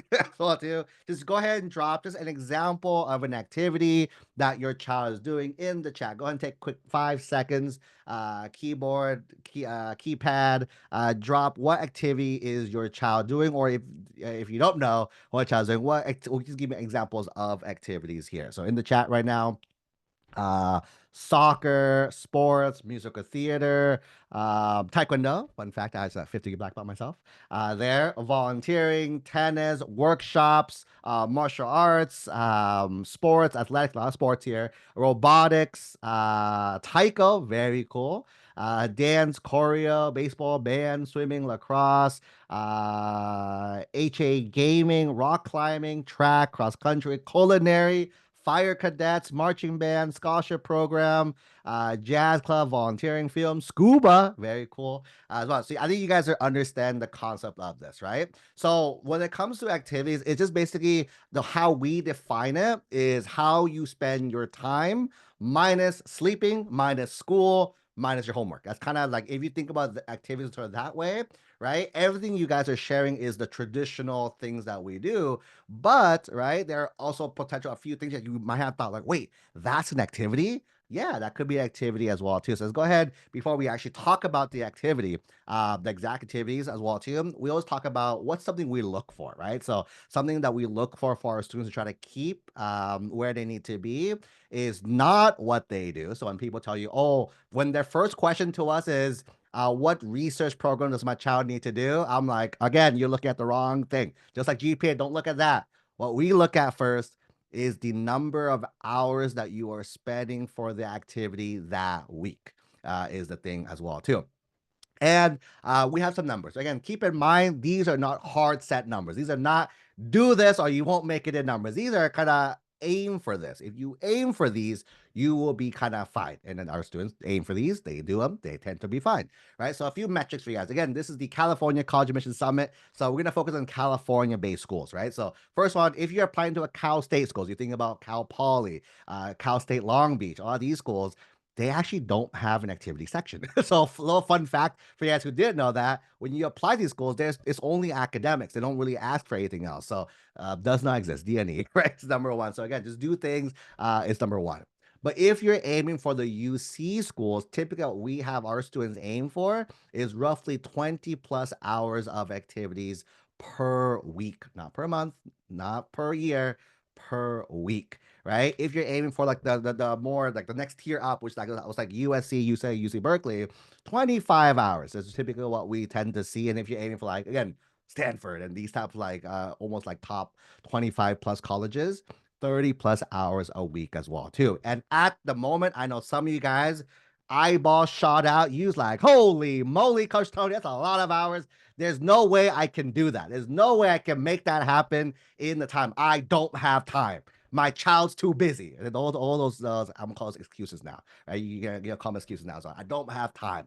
Because the thing is, I'm gonna prove you that you do have the time, is the number one. So how are you spending your time? So let's do some mental math. We do some I call it public math, some public math together, and we can see together why it's very possible to hit these numbers. First off, in a week, typical week, there's 7 days a week, 24 hours in a day. If you guys have more hours in your day, let me know. I want to learn that too. But 24 hours, 7 days a week, 168 hours in a week. Your child should be sleeping 8 hours a night, right? That's one of the big things we tell our students, really big on balance, right? You can't just go hard. You're going to burn out. So you have to sleep. Sleep's really, really big, especially when they're like in their teen years. Right? It's kind of where sleep is most important. I know a lot of kids are not sleeping 8 hours. Again, sleep to 8 hours is number one. Then you have school. You can't change school, right? School is there 6 times 5, 30-ish hours a week of school. Homework, let's say you spend 3 hours-ish a night times 5, 15-ish hours a week. I know a lot of you guys are not spending at least even 3, 2, won't even 1 or 2 hours, but let's give you 3 hours a day doing homework, right? So that's that as well too. And something we have a concept of something we call me time. Me time is something that you do just for you, aka scrolling TikTok, aka watching Netflix, aka playing Valorant, playing video games, right? All these things that you do just to keep yourself sane is the biggest thing as well too. And you notice 14 hours, we tell students do it around 2 hours daily, right? Just to the mental breaks. Our students do run really hard. Because they run really hard, you need to take more mental breaks or else you are going to burn out. If you burn out, everything we do is kind of lost as well too. So we're really, really big on all this stuff. So once you subtract these like non-negotiables per se, you still have 40 to 50 hours. Again, if you add in like dinner time, add in family time, add in all the extra things, right? Boom, you still have 40 to 50 hours left in a week, right? So now, right, now that for me, so if I tell a student, if a student told me, oh, I'm only doing 5 hours of activities a week, I'm like, wow, are you spending 35 hours watching Netflix this week? And most of them said, no, I'm not doing that. So I'm like, cool. So what are you doing? And that's kind of teaser right now. What are you doing with that time? Because what I'm going to reveal to you, because sometimes, right, we might be like, oh, my kids are doing a lot, but actually sometimes they are. Sometimes they are doing a lot, but they're just undersharing who they are is the key. So let's talk about it. There's 2 buckets of activities that we make sure students try to have on their schedule, right? Number 1 is called tasting your major. And number 2, we call it who you are. I think it's really awesome. A lot of the talk so far today has kind of gone back to a lot of these 2 things as well too, right? So basically the who you are is stuff outside of your major. We'll talk about both. So first off, let's talk about tasting your major, right? Tasting your major is basically if I was a reader and I looked at your activity section, right, without giving me any extra context, can I tell you are that student? Meaning, if I looked, so really quick, by the way, let's say I gave you a student, right, in the chat. If I told you a student, you looked at their activities and they told you, oh, I did Code Academy. I built my own app. I was part of 3 hackathons. I did 2 outside coding classes as well too. What would you assume as their major? If you saw all those things on their activities, what things do you think as their major, right? In the chat, there you go. Boom. Computer science, data science, right? Sometimes I agree. That was would be, I would argue as well too, this student would be a computer science student, right? Let's say another student, I told you they are in band. They do a band. They love band. They've been playing since they were a kid. They play band growing up. They also love volunteering. So they're part of Key Club and they volunteered a lot of hours there. Great, tons of hours here as well too. They also love sports. They're not the greatest, but they love sports. I say they play soccer. They love soccer. They made it to junior varsity in soccer. They're probably varsity senior year as well too. That's it. That's all they do. Question: can you tell what major that student is based on those 3 things? All right, the chat. Some people said music, right? Because the band. All right, some people said no as well too. So what's the answer? You see how it's hard, right? So as a reader, again, something Coach Victor talked about earlier in his call is: do you need to know your major? Absolutely not. Parents, you guys know this, right? Your kids are 14 to 18 years old. They have no clue what life is. I guarantee you, when they're 22, when they graduate from college, they still won't know what they want to do. And when they're 30, they'll reset again. They have no clue what they want to do. That's normal, right? Normalize that. That is very, very normal. It's at this point, that's why we use the word taste. How can you taste your major? Just like you're trying new foods, you're thinking, I might like this. You try it. Wow, I like it. Let me do more of this. Versus, I try it. Ooh, I don't like it. Let me pivot. Let me not order that again. Let me try something else. That's the whole concept of tasting your major, right? So what we want students to do is you want to demonstrate this. And here's the why now. The why is skipping ahead. A lot of the schools you'll be applying for, there's going to be a question on the college essays, little spoilers later, right? That they're going to say, why do you want to be this major? Also at this major at our school. That's a different part of the question, right? But why do you want to do this major? Most students don't have the activities to back up their answer. They say, oh, I want to be a bio major because I want to save the world, right? I want to change lives. I want to blah blah. I'm like, cool, but how do I know, right? How do I know you can do the things that you can do is the thing. So for me, tasting more is really, really important to show the readers as well too. So if then this is the if your child is lacking of this, let's start adding that, right? Let's start adding that this upcoming week, this upcoming summer as well to taste your majors. And some of you guys were like, Coach Tony, I have no clue what to do. Is it okay in the chat if I give you some ideas? These are not like do this. These just ideas. Drop a yes in the chat if I could give you some ideas for a few fields out there that we know a lot of families are probably in as well. Can I give you a few ideas and I'll show you kind of why they're tasting the major? There we go. A few yeses. Only like 4 people want yeses. Right? Everyone else doesn't want yeses. The other 200 people don't want the samples as well too. All right. There we go. We need a little feel right there. All right, let's go ahead. First one, engineering. Right, keep in mind this is not a to-do list. Don't treat this as a do this. This is like ideas, right? Ideas that you can think and ask your child. If you're the student, ask yourself, would I want to taste this? Right. So for engineering, starting a club, right? Taking a course, Coursera, edX, these are free, by the way. Don't pay for the certificates. Doesn't mean anything as well too, right? Do competitions, right? If your child is very competitive, competitions here. Build a personal project. Build a Rube Goldberg. If you haven't seen one before, look it up on TikTok or Instagram. Really, really cool things there. Shadow and engineer. Coach Victor talked earlier about an informational interview. That's what this is, right? You want to ask them and also see if you can shadow them as well too. Maybe a program, right? Some really, really amazing programs. MITE's offered the MIT. Cosmos is a really cool one. It's offered by the UC system as well. Some ideas. These are not a to-do list. These are just ideas, and hopefully it can percolate more ideas that you have, right? Next one, computer science, right? As well too. What if you build an app, a game, a website, enter coding competitions? Again, I mentioned the hackathons earlier, right? Do stuff on GitHub. I taught a lot of students do this as well too, right? GitHub as well too. Take online classes, right? You can learn it on YouTube. Right? There's 12-hour-long courses on all these things on YouTube, right? Start a series, right? If your student's a teacher, like a teaching mentality, you can teach stuff, right? Maybe they can intern and volunteer.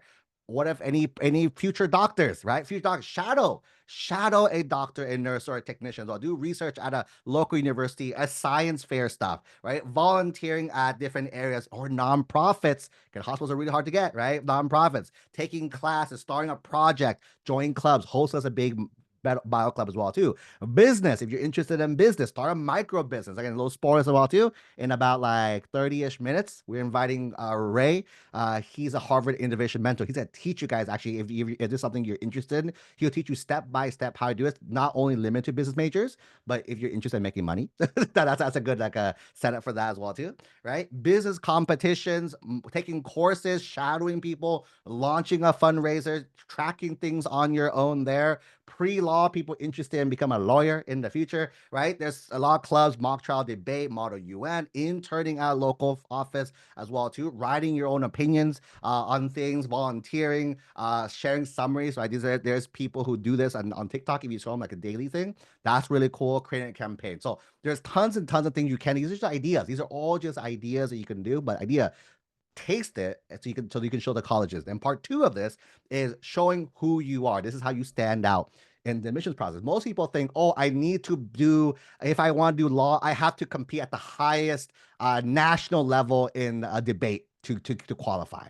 And I'm like, no, because only a few people can get that. And you're doing debate. Every other kid is doing debate, right? So when you're doing the same things, you can't stand out. This is where you don't stand out. You do this to show your interest in that field. Where you stand out, here's the trick, by the way, is this: the stuff not related to your major. How are you different? What makes you stand out is things that are you outside of the major, right? So think of sports, think of hobbies, think of interests, things that you do that's not related, right? Again, that's why I mentioned earlier who's doing the volunteering, the key club, the other thing, right? If that student, if I told you now that student is interested in law, and then he started joining some debate and it's not and doing all this stuff, oh wow, you're doing that, but you're also you're a giver, right? You give back to your community a lot. That's gonna be the big thing as well too. And the best way to think about this in terms of should I do it or should I not? Because a lot of people will ask like, should I do research or should I do internship? Should I do a passion project? Should I do all these things, right? The question you want to ask yourself in your head is, if Coach Tony wouldn't let me put this on my college apps, would I still want to do it? Because if your answer is, wait, why would I want to do it then? If it's not if I can't share it, then you're doing it because you want to look good for college. That's reality, right? That's truth, right?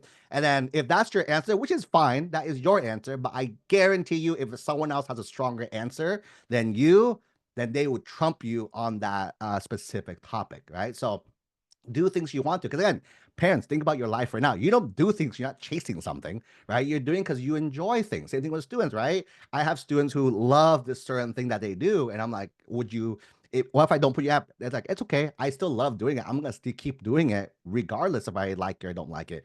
That's the key we want to make sure we do as well here. Okay.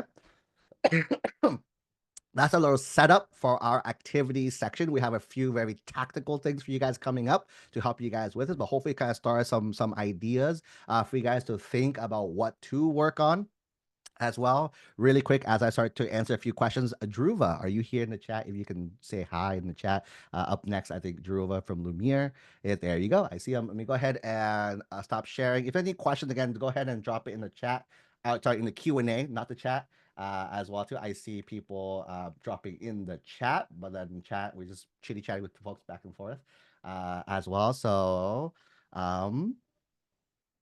someone asked for what ideas for medical stuff. I gave you guys all that as well too. So that is pretty much it. All right, I invite Dhruva online. Dhruva, if you want to go ahead and share your screen, and we are ready for you whenever you are ready.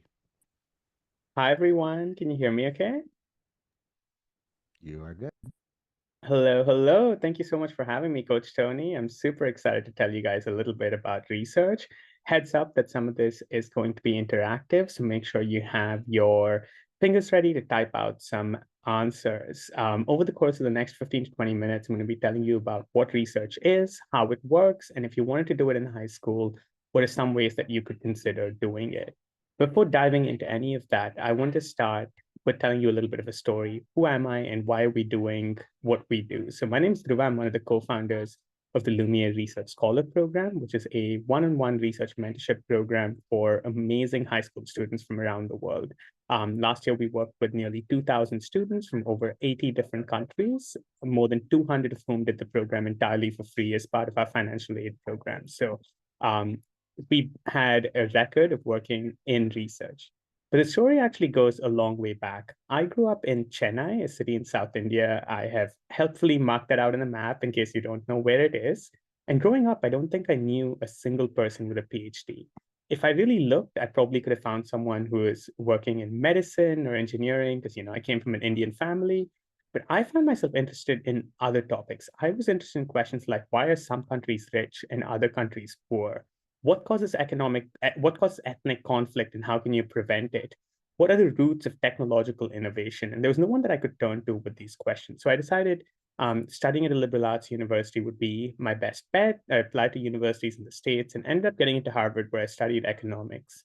But even at Harvard, I was knocking on the doors of professors, trying to get access to research opportunities, only to be told, you're a freshman, you're a sophomore. What could you possibly add to our research? That changed for me finally the summer after my sophomore year, where I got into a one-on-one research mentorship program where I was matched with a professor and I got to work with them on a research project about labor market gaps in India. And that blew my mind. The fact that there were people whose entire day job was to think about how the world worked, write that up in the form of papers and communicate that with others. And others would actually care enough to listen and give feedback, that changed the trajectory of my life. I continued doing research through my junior and senior years of college, ended up deciding to become a professional nerd. So I did a master's and a PhD in international development. But that program also changed my life in another way, in that I met the other beaming young man you see on the screen. That's my co-founder, Stephen. And if I didn't know a single person with a PhD growing up, Stephen came from a lineage of researchers. His dad was a professor of business at the University of Missouri, and his great-grandfather, Fritz Kahn, whose book you see there on the screen, was such a prominent researcher in World War II Germany that when Fritz had to flee Germany because of the Holocaust, Fritz was Jewish. The person who wrote him a letter that got him asylum in the US was none other than Albert Einstein. So that's the generations of researchers that Stephen came from. But for him too, the research program that he did was life-changing, because while he knew what research was, he found that through the program, he worked with a professor who would turn out to be a real mentor for him, who would give him advice and feedback and support on all sorts of decisions, both academic and non-academic. After graduating college, Stephen ended up working at McKinsey, the consulting company, and then had gotten into Harvard Business School for a PhD when he and I started talking and realized just how much our lives had been shaped by the program that we'd happened to do as sophomores in college. And we thought, gosh, we would have loved to have done that as 17-year-old nerds in high school. And so we started Lumiere now 5 years ago with about 12 students, and it's been so amazing to work with tons and tons of students.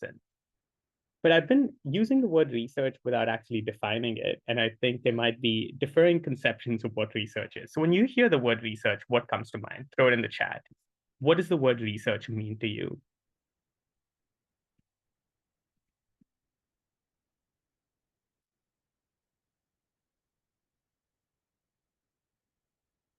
Okay, I see science. That's a great answer, Paula.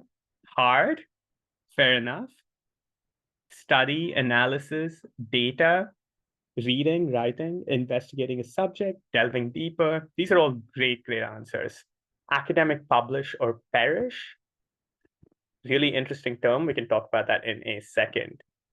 I think if you put together all of what you guys said, that would come together to be a definition of research that works for us. So the way that we think about research is that it begins with curiosity. So you identify something that you find confusing or interesting. This could be something you've read about in school. It could be something in the news. It could be something in the world around you, in your own body, in outer space, whatever it is, you pick something that makes you go, I find that interesting and I don't fully understand it. But then the next step is to find out what we already know about the topic. So read the existing research. The reason is because research that you do needs to put forward a unique perspective, argument, or idea or finding.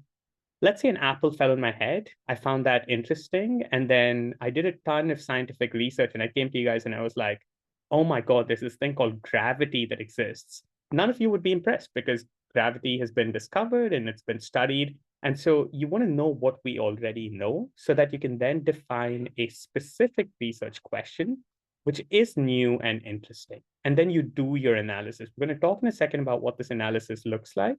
But you do the actual research and come up with findings with an argument that you find convincing and true and interesting. And you write that into a research paper and get it out into the world. And it is this entire process of coming from starting with identifying something you're interested in, learning what we already know about it, narrowing down a research question, doing the analysis, and writing a paper and getting it out into the world. That entire process is known as the research process. So I think you guys had bits and pieces of the answer in there, but you've got to bring it all together to understand what research is. And so I'm curious, what fields are you guys interested in doing research in? And this can be as specific as saying, I want to do research on this specific gene that causes Alzheimer's in mice, or as general as saying, I'm interested in history. So take a second, assume I tell you you have no choice but to do research right now. You're walking the plank on a pirate ship, and you say, we're going to push you off the plank if you don't do research. So what area are you doing research in? I see computer science, book bans, super interesting. Alzheimer's, yeah.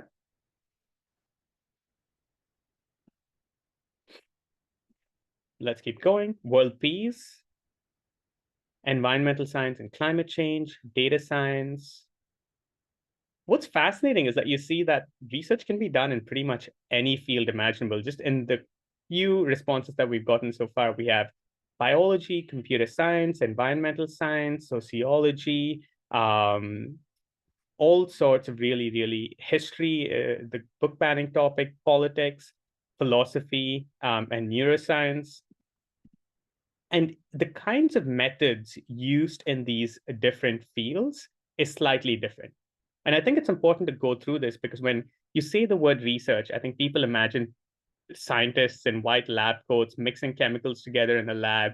And that's a super important type of research, but it's only one type of research. So in lab-based research, you're setting up an experiment that's tightly controlled, and you are then conducting experiments in that lab to get findings that you then publish in the form of research. So this is super common in the sciences, things like medicine and biology, as well as in engineering, but also in some of the fields in social sciences like psychology, where you might run psychological experiments on people to develop findings.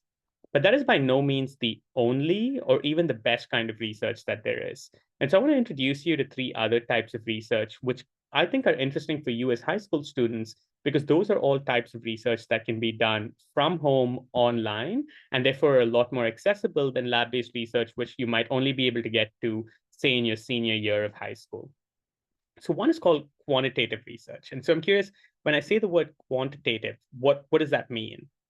Once again, feel free to throw it in the chat.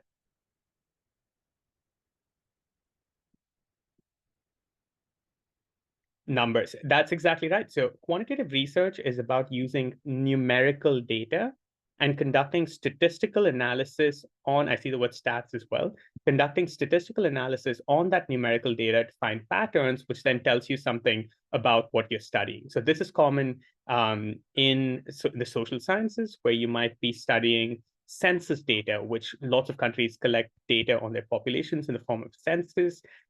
Businesses create a huge amount of data. There's polling data, where you have results of polls and surveys that are conducted. It's also super common in the sciences, where, for instance, in biology, you have enormous data sets of genetic databases online, where you have information about different genotypes and what kinds of diseases are correlated with them. You have physics data sets in the form of the observations of things like the Hubble Space Telescope, for instance. So these are all things that are giant numerical data sets that are out there that you can just download and run statistical analyses using Excel or R or Python to find the kind of patterns that would then allow you to make an argument, and you can do something really new and interesting there. The flip side of quantitative research is qualitative research. So if quantitative research uses numerical data, qualitative research uses non-numerical data.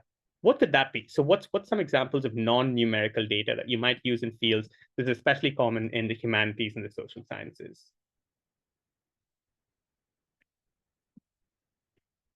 So I see an answer that says a survey. A survey is interesting because it could be quantitative or qualitative. So if I send out a survey, and on the survey I say, on a scale of 1 to 10, how smart and good looking is Dhruva? And you say, a 9, a 10, then that's a quantitative survey. But if I send you a survey that says, write 500 words on how good looking and intelligent Dhruva is, that's qualitative data, because that data is not numerical, that's textual data. Interviews, that's another really good explanation of, and another really good example of qualitative data. Thank you, Coach Tony, I appreciate that. Observations are a really good one. So in anthropology in particular, you might just sit somewhere and observe the people around you and try and see patterns that way.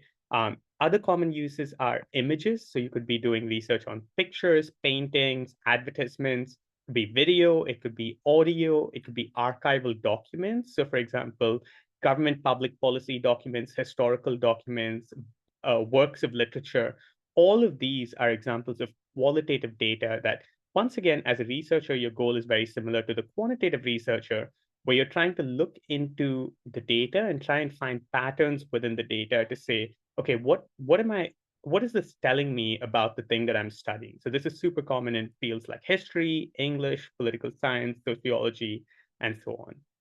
And the final type of research is called a systematic literature review. So a systematic literature review is not necessarily using new data, but it's coming to new conclusions based on existing research that has been done. So in a systematic literature review, you might be reading 30, 40, 50 academic papers in the field, and then trying to synthesize that to make an argument. So you might say, here's two camps in terms of researchers that have done research on this topic before. Here are the things that Camp A says, here are the things that Camp B says, and here are the gaps in both of them and how I, as a researcher, would bring them together. So that's a systematic literature review. And every single field has systematic literature reviews. You have professors all the way up till the top universities who write literature review papers because they're so valuable. So the question becomes, why should a high schooler consider doing research? I think the first is that you get to have an impact on the world. So when you do research, you're really being a thought leader. You're taking an interest in the world around you, because all research engages with the world in some way or the other. And the findings of that research could make the world a better place. The only reason we were able to come out of the COVID pandemic is because scientists and researchers moved faster than they ever have to come up with a COVID vaccine. There's researchers in education trying to make sure that kids who are falling behind in math and English all over the world are able to catch up. It also develops a whole bunch of skills, because when you're doing a research paper, you're dealing with ambiguity, you're taking on a project that you don't know what the outcome of it is going to be, and you have to deal with that. You might face imposter syndrome, or you might start procrastinating, or you might realize you've taken on more than you can chew. And then you've got to recalibrate, strategize, and figure out how to deal with that. You've got to work with others. You've got to learn how to read and analyze data, and write that up in a way that makes sense. So all of these skills are ones that, or pretty much all of them are skills that are in the top 10 skills of 2025, according to the World Economic Forum, and ones that will stay with you through college and beyond. And speaking of college, it's something that can help you get into college as well. So if you are a high school student and you do a research paper, there's a number of different places in the college application that you can put it. Of course, it can be in the activities list, and that's the most straightforward. But you can also, and this is really powerful, talk about it in your essays, either your main Common App or UCAS essay, Common App or UC essay, or your supplemental essays. And it can be positioned either as an academic experience or as a personal experience of growth where you learned something, overcame an obstacle, or whatever else. A number of students also ask their mentors for recommendation letters. So if you work with a mentor in your research program or your research project, you can ask them for a letter because they've gotten to know you over the course of 3, 6 months, however long the project is. And that will then enable you to ask them to write a letter speaking to your success. Finally, you can also include the letter in the additional information section, either just the abstract of the paper or the paper itself. And altogether, I think it shows 3 things. The first is it shows academic interest and excellence. It shows that if you say you're interested in physics, you say you're interested in environmental engineering, it demonstrates that you actually are interested in that. Second, it demonstrates an external legitimation of your ability. So if you get a rec letter from a mentor, if you publish your work, it shows that there is somebody else other than yourself and your teachers who are putting a stamp of approval on you and saying, hey, this student is good enough for this university. And finally, it demonstrates university readiness. At the end of the day, even though you have to do community service and you have to show leadership, universities are academic institutions. You go there to study, you go there to work with professors. And so they want to know that you're ready to take on university level coursework, that you will succeed when you're there and not fail. And so being able to demonstrate university readiness by doing a college level paper in high school is hugely valuable. And this is what we've seen in the admissions data as well. So at Penn, there was a blog post a couple of years ago which said that nearly a third of the admitted students had done research. And that was a third if you taking into account recruited athletes and legacies and so on. And if you don't happen to be in one of those categories, then the percentage of students that did research is even higher. We've had instances where admissions officers, including at Ivy League universities, have called up the mentors of or written emails to the mentors of students that have done research and asked, hey, is the student a good fit? What are they like? Will they get along with other students at this university because they value what those mentors say? We've also had instances that we've seen where admissions officers have written in the acceptance letters little things that say, and we've had this happen a couple of times with Case Western, a little handwritten note that says, your research seems really interesting. We're excited to hear more about it. So we're seeing that research is something that quantitatively and anecdotally is playing more and more of a valuable role in the college application process. If, and this is where Coach Tony's advice comes in, if it makes sense with the rest of your high school experience and your story.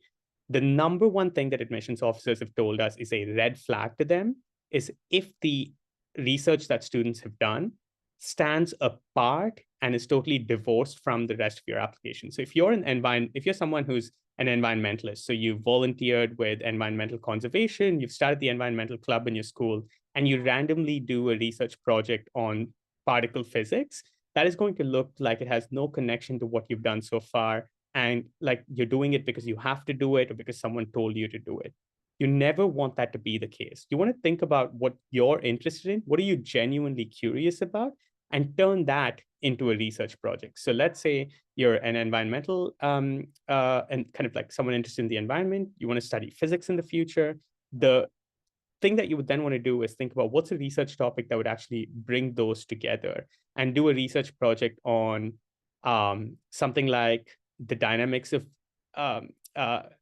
ocean currents and how that causes water pollution to move between borders. You might look at fluid mechanics of the air and how that affects wildfires. So that's the type of thing that you would want to do in order to try and build a research project that makes sense with your story. So I'm just going to take down the slides. So I hope that over the last 20 minutes, it's been helpful in thinking about what research is, what are some of the different methods that you could use, and why research could be an important part of the college applications process. There are a ton of different ways that you can do research. You can do it yourself. You can reach out to professors and cold email them and try to get access to them. You could see in your community if there's anyone who's willing to support you.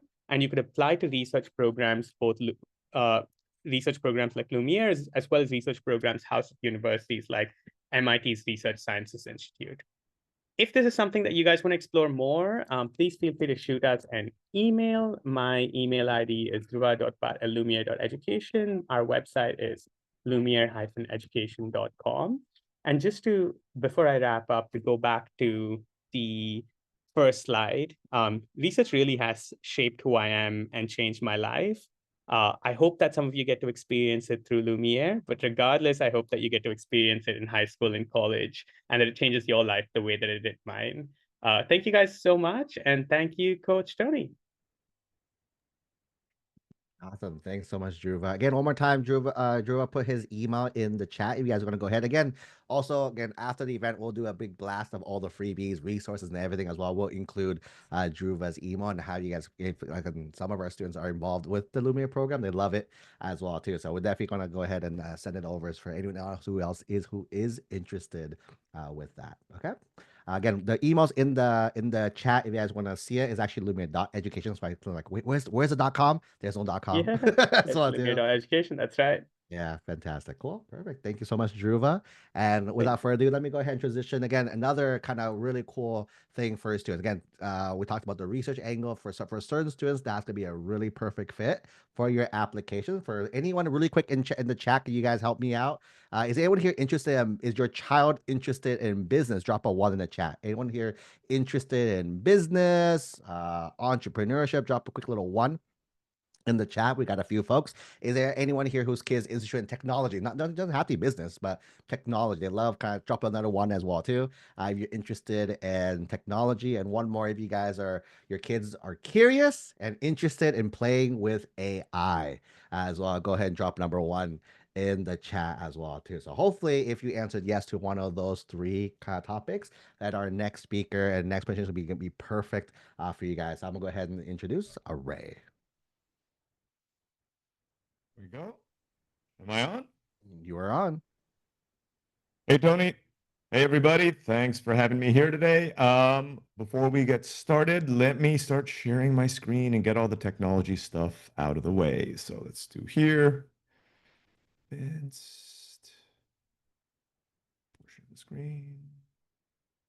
Share. Let's see if that's there. Quick little adjustments. And we're all set. Can I get a quick comment? If you can see the screen on your end in the chat, please. Yes, we can. And you can hear me. Thank you so much. Awesome. Let's get started. I'm going to talk today about how to start your first online business this summer using AI. You can learn a skill that'll help you in college, and if you want, it'll help you build an income for life. So a quick review of why you're here, particularly why you're here in this section of today's egelloC Summit.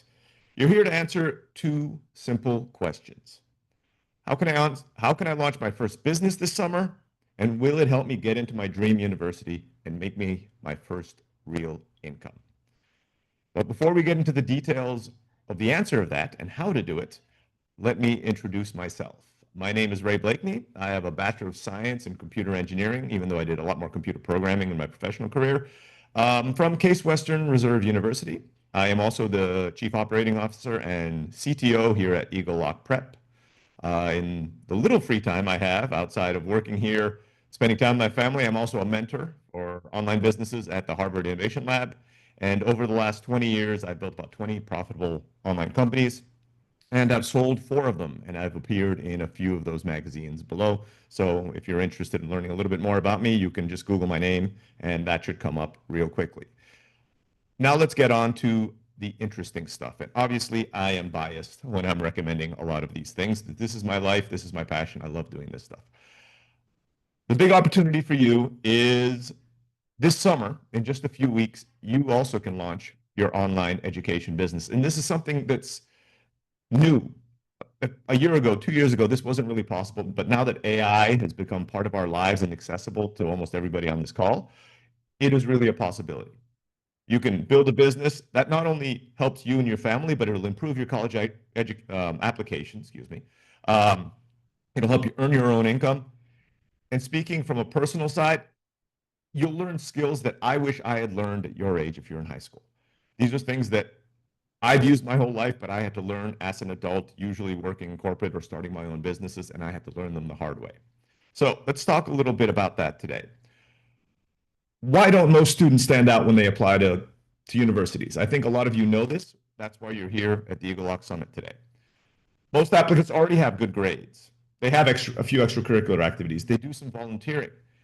But these days, if you're trying to get into the top 100 universities, that just barely gets your foot in the door. Right? Because everybody who's applying, not only from the US, but from around the world, have those. So how do you get yourself to stand apart? Dhruv already talked about research and internships as one of the possibilities. So I'm going to add a third option there, and that is to launch your own business. Why do colleges love young entrepreneurs? You can see on the news today, entrepreneurship is trendy, right? People love it. But it also gives you freedom and skills. It shows that you have real world skills, not just academic skills. It shows initiative. It shows problem solving. And most importantly, for your universities, it shows that you are a leader, that you can take something, you can take it through to completion. And that is one thing that will help you stand out from 99% of the applicants, right? And remember, Dhruv, again, mentioned this on the last talk, it allows you to make an impact. And the beauty of launching your own business is you get to kind of direction that impact in the direction that you want. So by doing that, again, making that story coherent all the way through high school to make sure that it's not something way out there, you can launch almost any business you want, and it takes a lot less time than you think. And then the 3 life skills that I was talking about, the main ones that you'll learn outside of that, right? Outside of college application, outside of making an income, are marketing, how to sell. This is going to be important no matter what career you follow, whether you want to do marketing, business, even if you want to go into medicine, marketing, how to sell, how to convince your patients that what to do the right thing to cure themselves is an invaluable skill every step of the way. Problem solving. Doesn't matter what you want to do, whether you want to be an engineer like me or whether you want to go and work on the environment. Problem solving is a skill that you will use every single day of your life, not only in high school, but in college and all the way afterwards. And finally, I mentioned it twice because it's that important, leadership. How do you manage people? Because if you do launch a business, yes, in the beginning, it might be you, but then you're going to have your first customers. So you have to be a leader to the customers. Then you're going to have, if it grows enough, you might have people working for you, and you have to be a leader to them as well. And then plus, you can also learn AI in a real world application, not just for looking stuff up or editing some of your writing, but really to put something together that is cohesive, that makes a lot of sense on your college application. So step number 1, your first business idea. And honestly, I have helped over 3,000 people make money online, and this is where most people get stuck. While it might seem like the easiest part, for most people, it is actually the hardest. Your first business idea. Because everybody wants that first business idea to be perfect. So one thing I want to be 100% clear on, your business idea does not need to be perfect. In fact, the first one you make, I'll tell you right now, will probably not work, or at least it won't work as well as you want. But the beauty of it is, unlike in school where if you get a bad grade on a test, that might show up on your transcript. In business, it's actually, like a badge that you'll have on top of it. I tried it, it didn't work.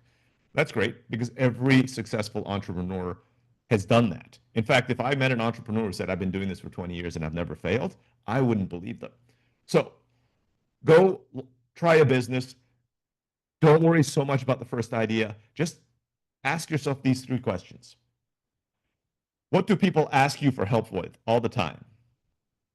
What's something that you've learned that others want to know? And what do you love doing? So let's take a short break from me talking. And if you have any ideas, any answers to those 3 questions that you have, please drop it in the chat real quick.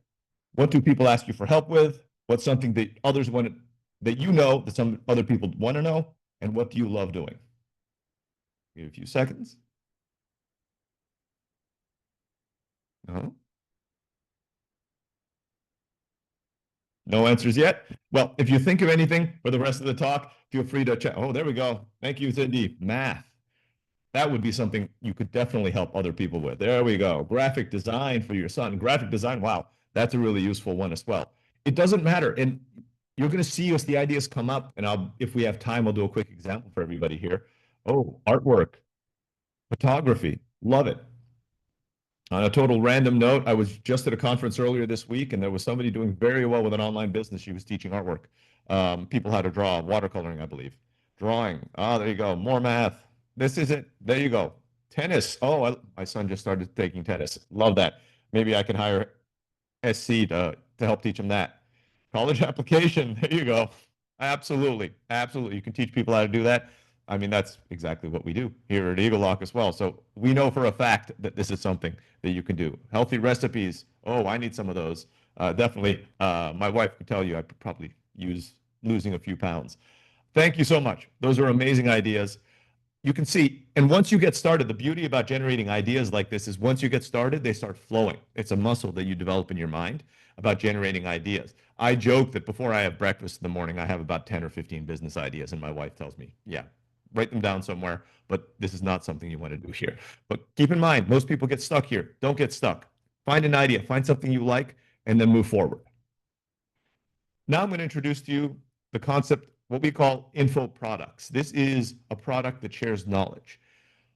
This might not be your final business, but this is what I recommend for a lot of people in high school to start their first business. And here are some of the reasons why. Low startup cost and minimal risk. You can launch just with what you know. And when I say mention expertise here, you don't need to be an expert. I teach martial arts, and one of the things that we teach there is you don't need to be the best person in the world to teach it. You just need to be one day better than the person you're teaching, so you can bring them up to your level. So, minimal risk, scalable income potential. That just means since it's a digital product, you don't have to worry about buying items from China and shipping them over. You don't have to build stuff. Even the delivery of a service is minimal. You can scale. You can sell one just as easily as you can sell 10, just as easily as you can sell 100,000. And then it helps you build an authority and an audience, right? Because you're sharing what you know, your passion, what you love, all of that. And the people who buy it will see that in an info product. It's really easy to see in an info product, especially if you add videos to some of the material. They're going to know you. In fact, you can do some live classes, do what we're doing right now. This summit, in a way, is an info product. You can put it together. You can share your knowledge. It doesn't have to be perfect. You can see I stumble all the time. I'm sure our other presenters will stumble as well. It doesn't matter. It's the knowledge that matters. So this is why we recommend info products. You can go from zero to launch in just a few days with one of these.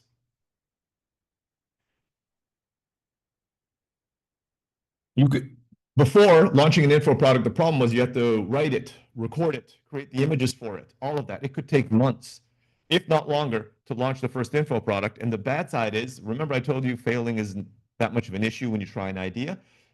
If you spent months to build it and you try it and nobody buys it, it can get very discouraging. But this is where AI comes in. AI can help you brainstorm a topic in a few minutes, outline the content in a few more minutes, draft and polish your writing, and even create graphics for the slides. Like you can see in this presentation, every single one of the graphics in this presentation were generated by AI. But it goes farther than that, because once you have the product, what do you have to do? You have to put it in front of an audience and sell it, right? People have to find out about it and see it. It's not something you just build and hope somebody will accidentally stumble across. AI can help with that as well.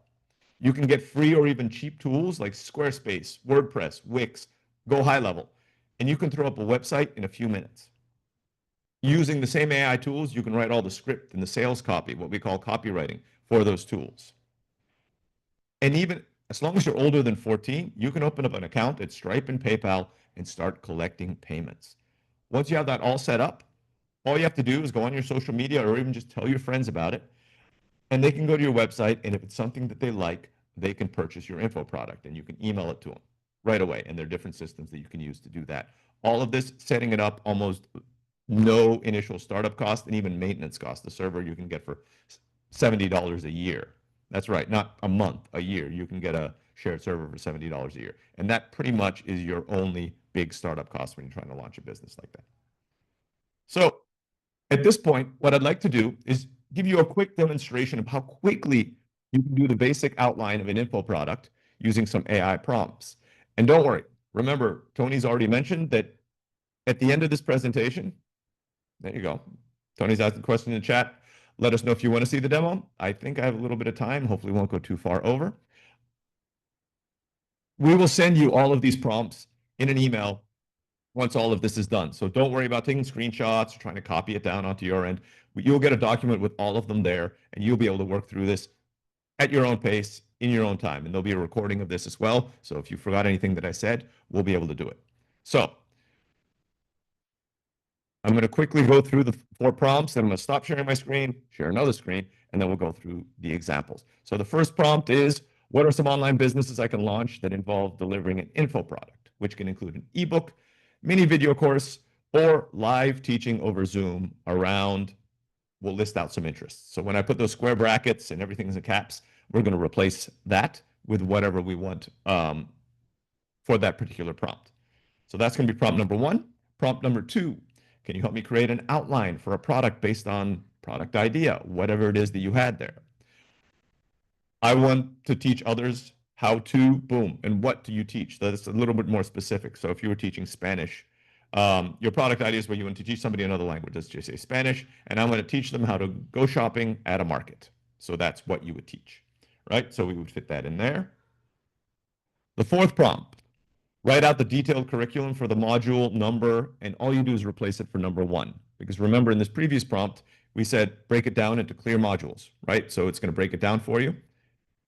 Write out the detailed curriculum for module number 1 with a description for the content of every lesson, along with a resource for module 1. So what we want for a resource is some kind of handout, some kind of book, all of that. And then the final one that we're going to use, I'm creating a website to sell my product. And remember, product, we determined number 1, info product.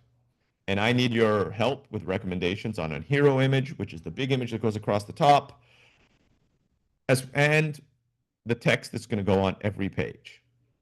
That's it. We're going to use these 4 prompts. I'm going to share it with you right now, and then we're going to see the results. You're pretty much going to have the outline, the details, and everything of your business ready to go in probably, depending on how fast I'm able to type, in under 5 minutes. So are you guys ready to get started? Quick yes, a little bit of enthusiasm in the chat on the right, and I will start sharing the screen. So I'll stop real quick, and then I'll share another screen for you. Screen. And share. So I'm going to go right into here to start. Perfect. Let me move everything around so I can see everybody well. And let's do that. Okay. So I'm going to start. Remember, we already reviewed these scripts, and you're going to get a copy of this Word document in your email. So check your email after the whole summit is over. I'm going to copy and paste this. I have ChatGPT already open. You can use like Perplexity and do the same thing. So other GPT agents will work. ChatGPT is the most well-known. So I'm going to copy and paste it into here. I already read my way through it. I'm going to put some of my hobbies in here, just as an example. So as I mentioned, I teach martial arts, Kendo, which is Japanese fencing. I like computer games. And I have a little son, so I like building Legos with him. Legos. Period. You can make this list as long as you want. I'm just going to do 3 so that we don't get too far behind time. I hit enter. There we go. It's going to give us 2 responses. Sometimes it does that. And here are some of the ideas that they're giving us for each one.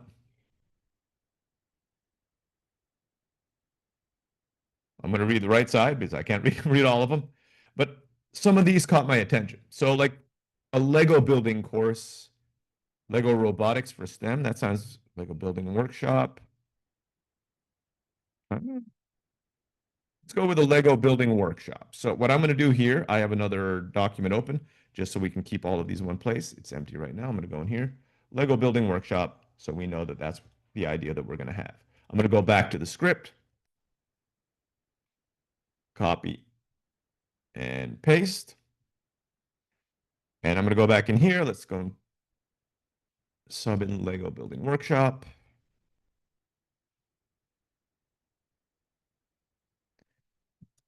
Boom, Lego building workshop. And what am I going to teach? I want to teach others how to build creative things without using instructions, right? For anybody who played with Legos or does play with Legos still, like me, you build with the instructions the first time, but the real fun comes after you build, after you take those apart and you start putting together different Lego sets and building without instructions. So we're going to go in there. It's going to outline an entire course for us. Here we go. The live Lego building workshop, module 1, unlocking your inner builder, 3D fundamentals, a little bit of theory, collaboration and feedback. Perfect. Now, if you're doing this long-term, you read through each module, you break it down, and you might ask the AI to make little tweaks. You might say, hey, module 3, that's not really what I have in mind. Let's change that around. But for the purpose of this example, I'm going to say that it's perfect. And I'm going to go here. Same thing. I'm just going to copy it down. There we go. We have the outline for our entire info product done.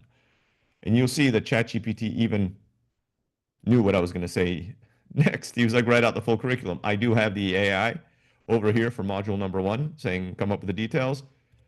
But I think I've done this so many times that my ChatGPT knows what I'm going to say, and I'm just going to say yes.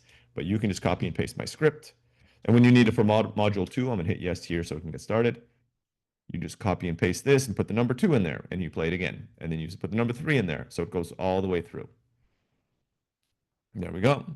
Now it's taking the module and it's breaking it down by lessons. Understand warm-ups, wrap-up, homework, challenges, live group activities, everything there.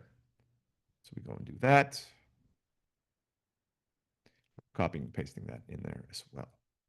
Keep in mind, I'm kind of doing this slow so that everybody here can follow along. But I've done this so many times that I could probably do this a lot more quickly than I'm doing right now. And then you just have to keep on doing this for every single module, right? So we just did module 1. We would do it for module 2, module 3, module 4, module 5. For this one, I'm just going to skip ahead. Let's just assume we finished all of it. And now that I need some text for the website, because I went on there and created a free place. Again, WordPress website, bought it for $70. Info product. Let's go up here, Lego building a workshop. You guys can tell I'm not AI because this is obviously not doing this perfectly. Let's do this. We're here and enter.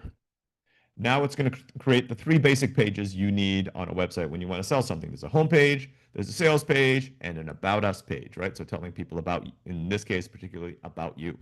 We go in there. This is the headline for the page, subtitle, call to action. So this is going to be the button that you have. Join our free trial building session. Hero image, left side's recommending what you want to have on there. We can have AI generate that later. Here's all the text. Here's the about us page. Here's the recommendations. It's even saying, hey, would you like to put this into WordPress or Webflow to free builders that are out there? And they could give us that. That's it. I'm going to copy and paste that into the same document.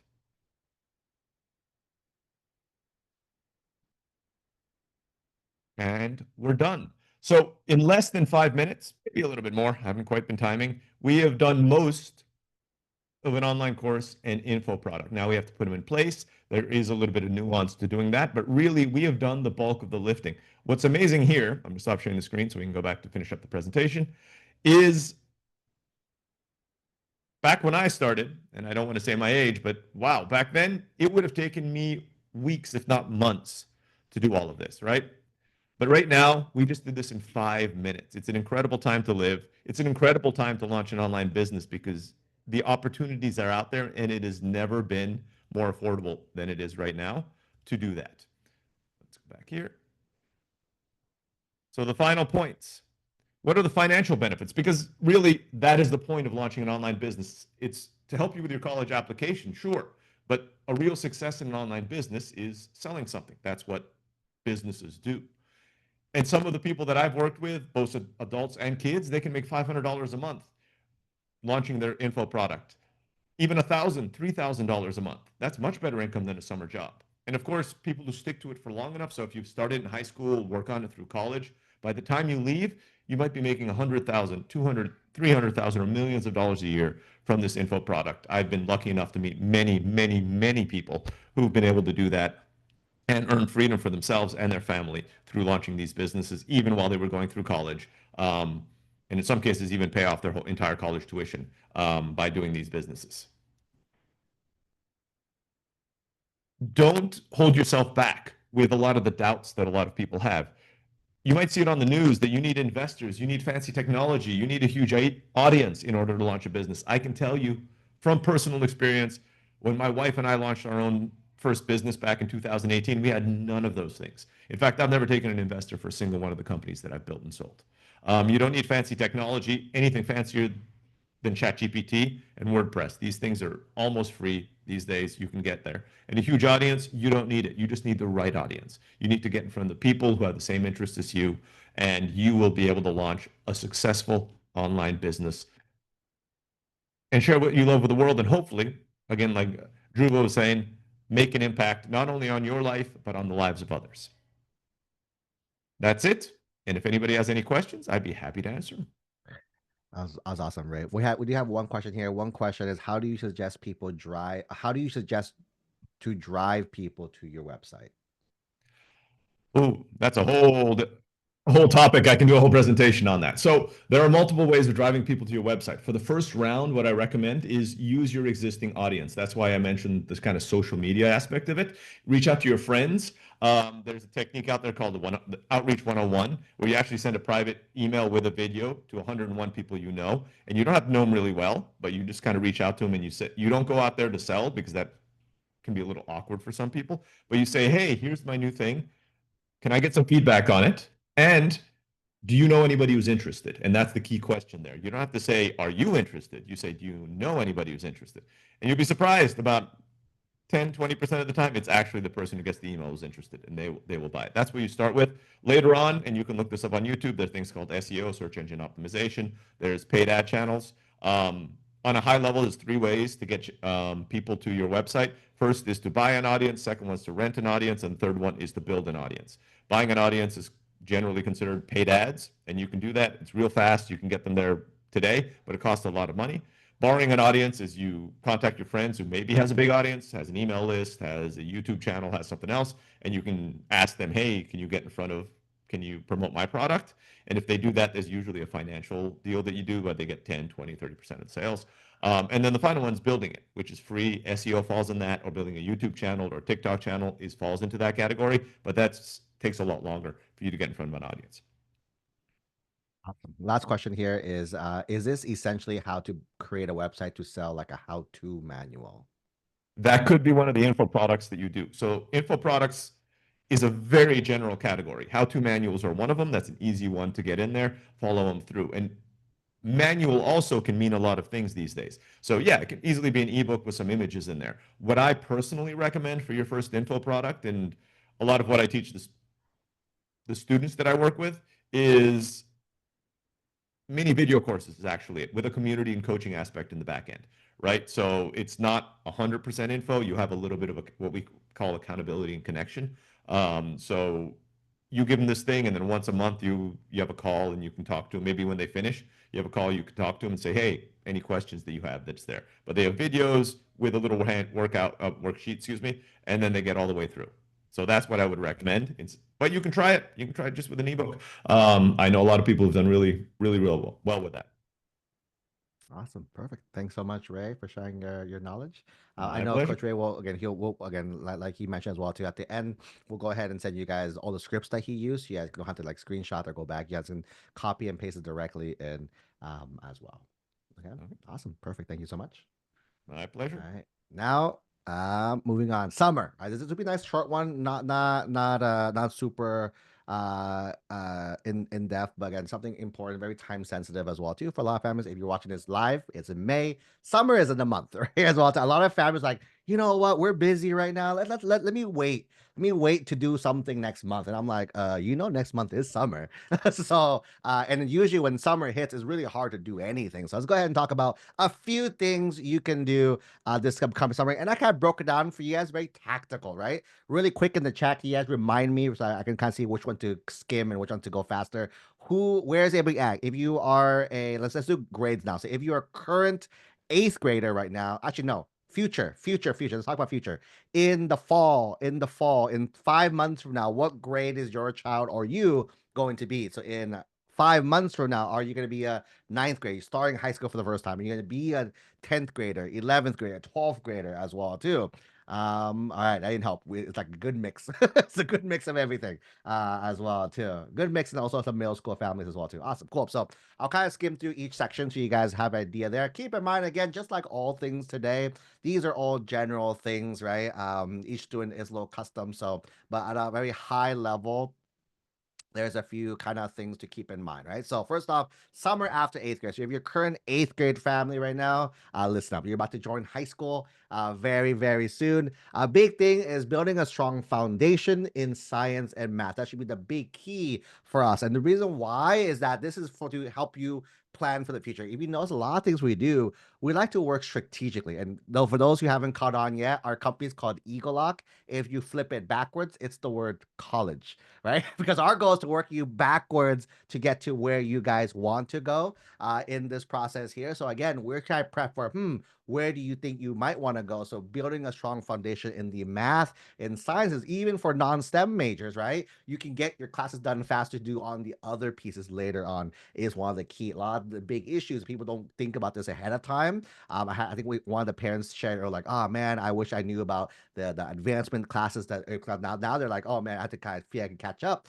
Versus why stress about that? If you plan early enough, you can kind of map that all out ahead of time too. So if you can't take algebra, geometry, that's a really awesome one. There's also science at the science of the summer. That's another good one too. We also gonna throw in the concept of community college. So what community college is one of our big kind of core things we like to encourage our students to think about. This is basically dual enrollments. All right. So the perks of dual enrollment, basically taking classes at a local junior college, community college, has a few extra perks. Number one is half the time. It's half a year, but it'll get you the same credit as a full year Rigor course, like an AP level course, right? So it's half the time. All right. The second perk of it is that you actually earn college units. It's a college class. So instead of AP or IB, where you have to pass a test, a lot of our students right now, this week and next week, they're taking the AP exams to get college credit. If you pass a college class, a transferable college class, you're guaranteed a units A, B, or C in the class. Again, of course, aim for the A, right? Is it was there. And the best part, you get to pick your professors, because some professors are easy. If you have an easy professor, it's an easy class. Think about in high school, right? Some of you guys in high school, there's classes at your school where your kids are scared to take. And it's not because the class is hard, it's because the teacher is known to be really, really difficult. So same concept applies. It doesn't change when they go to college. There's some professors that are really easy, some are a little tougher. So if you want to write this down in your notes, there's a website we like to recommend called ratemyprofessors.com. It's like Yelp for professors, right? You try to find the little tip here, the easiest professor you can find in the field. That's gonna be one of the keys here. Okay, so that's pretty much it going into ninth grade. If you're current ninth grade, I see some 10th graders, so you guys are incoming 10th graders, right? Now's a good time to start doubling down on your activities, right? Is the other piece as well too. So one of the big things we like to teach a lot of our families is a concept called the personal project, right? The personal project, you may have heard of it as the word passion project. I never liked the word passion project personally myself, right?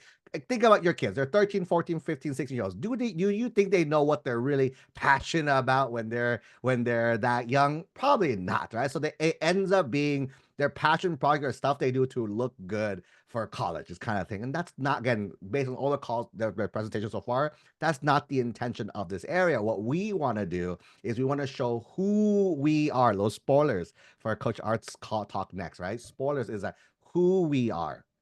The key for this is we want to talk about us, what's personal to us. If you start there, that's going to help you showcase who you are as a person specifically, right? So you want to think about, what do you love doing day to day? What are you passionate about, right? What do you think you like? Who do I want to impact? What do you want to affect? You don't have to change the world. Keep in mind, we're in high school. We don't have to change the world, right? But who do you want to impact, and how can I make a difference is one of the keys here as well too. So a few examples really quick. Number one of our students loves animals, right? Again, not even related to their major. They just love animals. So what they did, and then their field, by the way, was computer science. They created an app. They merged the two together. They created an app to help their local area with a dog adoption as well too. Very cool. One of our students, she got early decision, I think. She was interested in business. She created a Shark Tank style camp for middle school students as well too. So that was super cool. One of our students loved environmental sciences, right? As well. So what they did was they started an initiative at their school that grew. But they had the idea like 9th, 10th grade, and they started growing and got bigger and bigger every single year. So these are some ideas. Again, there's no kind of blueprint roadmap. You kind of set up because that's something you care about. I told all of them, hey, I won't let you post on your app. They're like, okay, I'll still do it because that's something they want to do, right? And I think that's really cool there, right? Summer after 10th grade.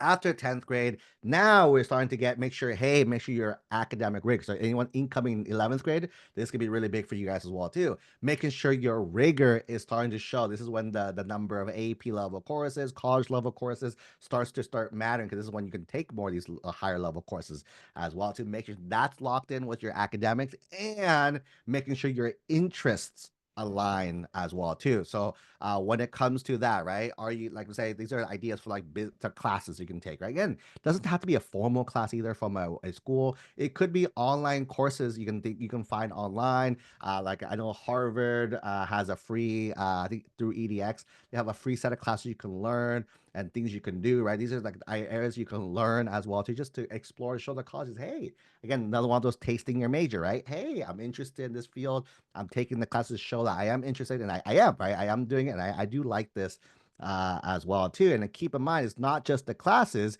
it's being hands-on, right? Maybe you want to shadow someone. This is probably an easy way to get your foot door. One of the things people tell me, Coach, tell me I want to be an engineer. I'm like, okay, do you know what engineers do day to day? They're like, no. I'm like, so you want to commit 40 years of your life to something that you have no clue it is, besides just hearing it from your friends, right? Think about that. Sounds kind of silly, right? So the first one, shadowing someone in your field is gonna be amazing to give you like a real life. Here's what real life looks like. Because again, you hear stuff on TV. Like, fun fact, you know, like police officers, people like, oh, they're always in the streets doing stuff. Most their day is doing reports. Most of their day is actually in an office typing reports. You guys wouldn't know that unless you shadowed a police officer and see it. And they do that. They do drive stuff, but then most of it's reporting is what their bulk of their days are. So the more you do it, you think here. Look for internship program. Again, this is a hands-on experience in certain fields. Could be local ones or virtual. Post 2020, a lot of virtual things have opened up. Definitely leverage into that. Volunteering, right? Finding volunteer opportunities that matches kind of what you're looking for is another amazing option as well too. Summer programs. It'll keep in mind, a lot of summer programs starting it right now. It's a little hard to find a bunch of them. There are still a few that are out there. But again, it's getting a little harder if you're kind of planning ahead. Typically, summer apps open around December time, and then they close around February, Marchish time is usually how it is. But then there's still a few programs out there. There's always things out there you guys can always that will kind of offered year round. Check a peek at those as well too. Online certifications, again, I wouldn't pay for the actual thing. It's like $300-$500, but it doesn't really do anything specifically. Just take the class, use the knowledge, and apply the knowledge is the kind of big thing here. Join competitions, right? Some of our students are very competitive in things that they do. So maybe join competitions or camps related to what you want to do. Or again, starting a team, right? Starting that personal project or joining someone. Again, you don't have to start everything, right? If you know your friends doing something really cool, like, hey, I want to be part of that, go join them, do that thing with them. There's nothing wrong with participating in that. People want to start stuff all the time, but they don't have time to execute anything. It's really hard as well too. Okay, so that's gonna be the big thing over here. Now, summer after 11th grade. So if you are basically incoming seniors right now, a few things. You have two big goals. One, make sure you have things related to your major.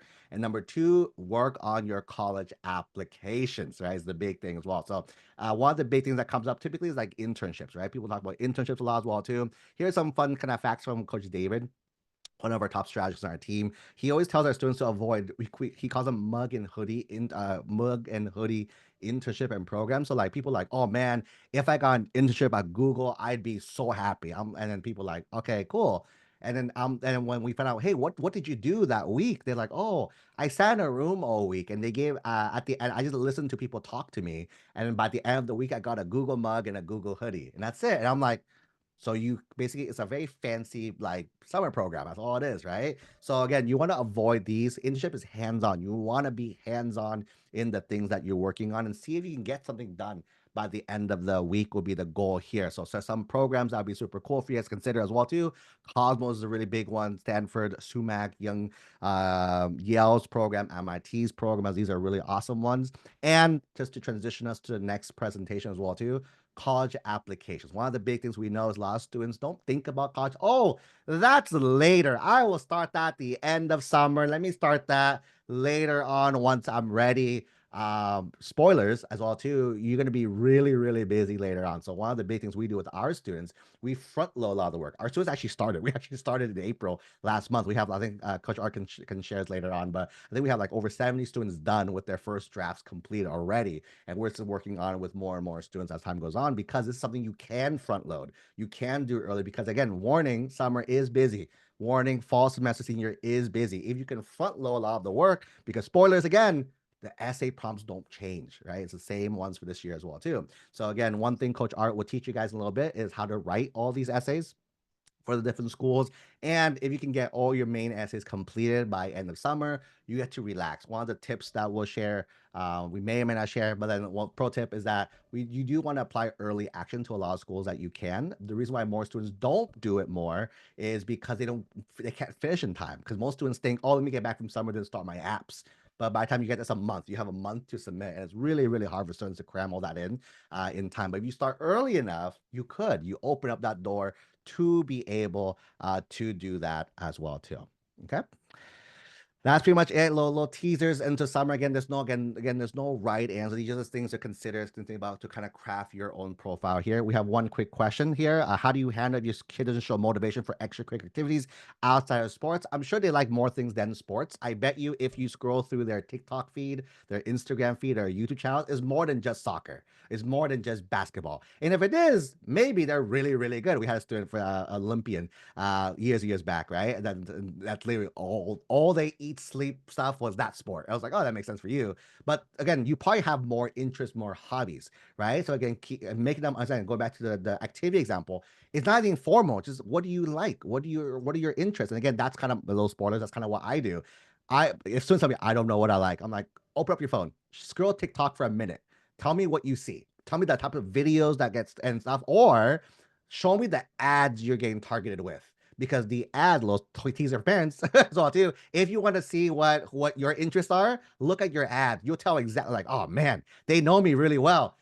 Ads follow us, right? Because they know us better than we know ourselves. If we like it, we don't like it as well too. But that's the little thing. So if students say, I don't know, I'm like, you probably know. And if you don't know, let me show you what it is. And you can just look through that. Look at YouTube. Your front page of YouTube tells you that your most recommended videos, because they know who you are. They're gonna recommend that to you. So again, I try to find themes like, oh wait, you like you also like science. Oh look, you also like astronomy. That videos, you have like 3 videos about like space. Tell me more about that, and let's do something with that. The idea is there's no magical list, right? That's why we custom build activities per student, because it's each student sharing showcasing who they are. Okay. Awesome. That is pretty much it for me. I'm gonna pass it off to Coach Art, Mr. Dig Deep, to go ahead and talk to you guys about the essays. Go ahead, Coach Art. Woo! Man, I'm telling you, everybody, before we do that, everybody just take a stretch, take a deep breath, because I know we've been going hard and fast, just as how it normally is with all of our things that we do at egelloC. One thing that I want to make sure that you guys know about is that it's been so crazy for the last, gosh, what has it been, 3 or 4 years now? Just because we've just been doing so successful in helping out all of our students. But at the same time, I'm just so proud of our team, of what we've gotten accomplished and helped so many thousands, and gosh, I say thousands of students. It sounds crazy, but it really is. So I'm going to go ahead and share my screen here. And again, you guys know I am the reaction guy. So if you could do me a favor and provide me with a reaction saying you can see my screen and you can hear me loud and clear. Yes, there it is. Everybody knows it. I think some of the people that join me all the time with hearts and thumbs up. So thank you so much for that. You guys are amazing, incredible. I'm Coach Art. I want to go ahead and before I start is really introduce myself. So people I'm one of the senior coaches here. I'm head of coaching and chief product officer at egelloC, and one of the senior coaches. Coach Tony has labeled me as the parent liaison and student whisperer, and you know what? I'm proud of that moniker, and I'm proud to take that on because I love helping students, and I also love helping parents as well. I've been in technology for over 30 years at Fortune 500 companies, small startups or so. But the big thing is throughout my life, I found a passion in helping and educating and mentoring young kids, adults, young adults or so. And so that's how I got into this space. Been over 20 years of being a sports coach, a life coach to students and young professionals. Been in the industry, gosh, over 8 years now. And I've helped students from across, all across the nation get into a lot of schools. But, my biggest achievement is being a husband and a dad. Everybody kind of knows this if you've been through my trainings or so. I have a beautiful wife that supports me in everything that I do, but secondarily, I have amazing children. And the reason why is my proudest moments are my 3 boys. My oldest graduated from UC Berkeley with a mechanical engineering degree. My middle son is pursuing his nursing degree at University of Illinois, Chicago. And my youngest is pursuing his physical therapy degree at Biola University and is playing college soccer. And so just to give that to everybody there, all your parents, I know what you're going through. I've been through it 3 times. I've been through the stress and the strain and all the things that you go through of wanting your children to just, make it to the college, be happy, and not to be so stressed under this. So I hope that this presentation that I provide you today is going to give you a little bit of peace, maybe not, but we'll get through it. Okay. So what are we going to talk about today? We're going to talk about why essays are important. What types of essays are out there? What is the writing process, and give you some tips. I know this is going to go fast, but again, hopefully you can take notes here, and we can get started. So, why are essays so important? Coach Tony touched upon that, and everybody else touched upon it as well. We really focus on 3 things: academics, activities, and the application. Academics, of course, again, good grades, rigor. Activities, and Coach Tony and everybody else have gone through activities, is really finding something that you're passionate about. And of course, doing things with commitment and leadership, right? But the one thing that I think students really forget is they focus so much on the academics that they forget about their application, the most important part, which is the essays, because you have academics, activities, and application, but the least important out of those is the academics. Now, I'm not saying that you can not do well in school. That's absolutely wrong. You have to do well in academics. You have to have, really impactful activities. But your application, and particularly the essays, are the most important, because that can turn the tide with readers. That can turn the tide in a reader understanding who you are, showcasing your unique potential, and then all of a sudden saying, you know what, I really love this student, I'm going to fight for them. And so that's why it's so important that the essays, that you work on your essays, especially if you're a junior now, okay? Your essay is a way to show who you are beyond your grades and your test scores. It really provides colleges with authenticity, self-awareness, and growth, okay, in what you write. And that is what can differentiate you from the hundreds or even thousands of students that are applying to college, okay?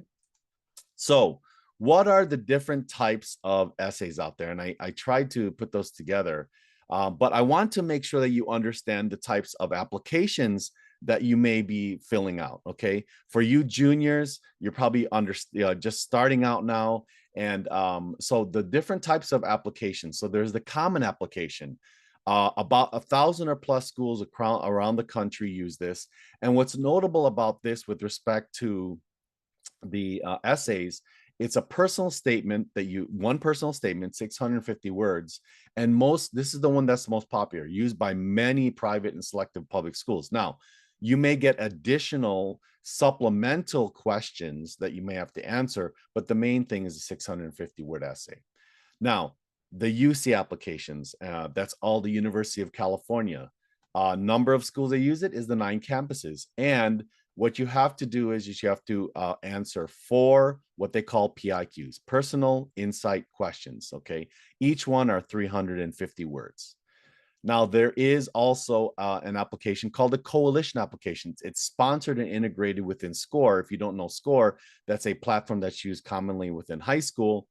It's about 150 schools out in the nation use that.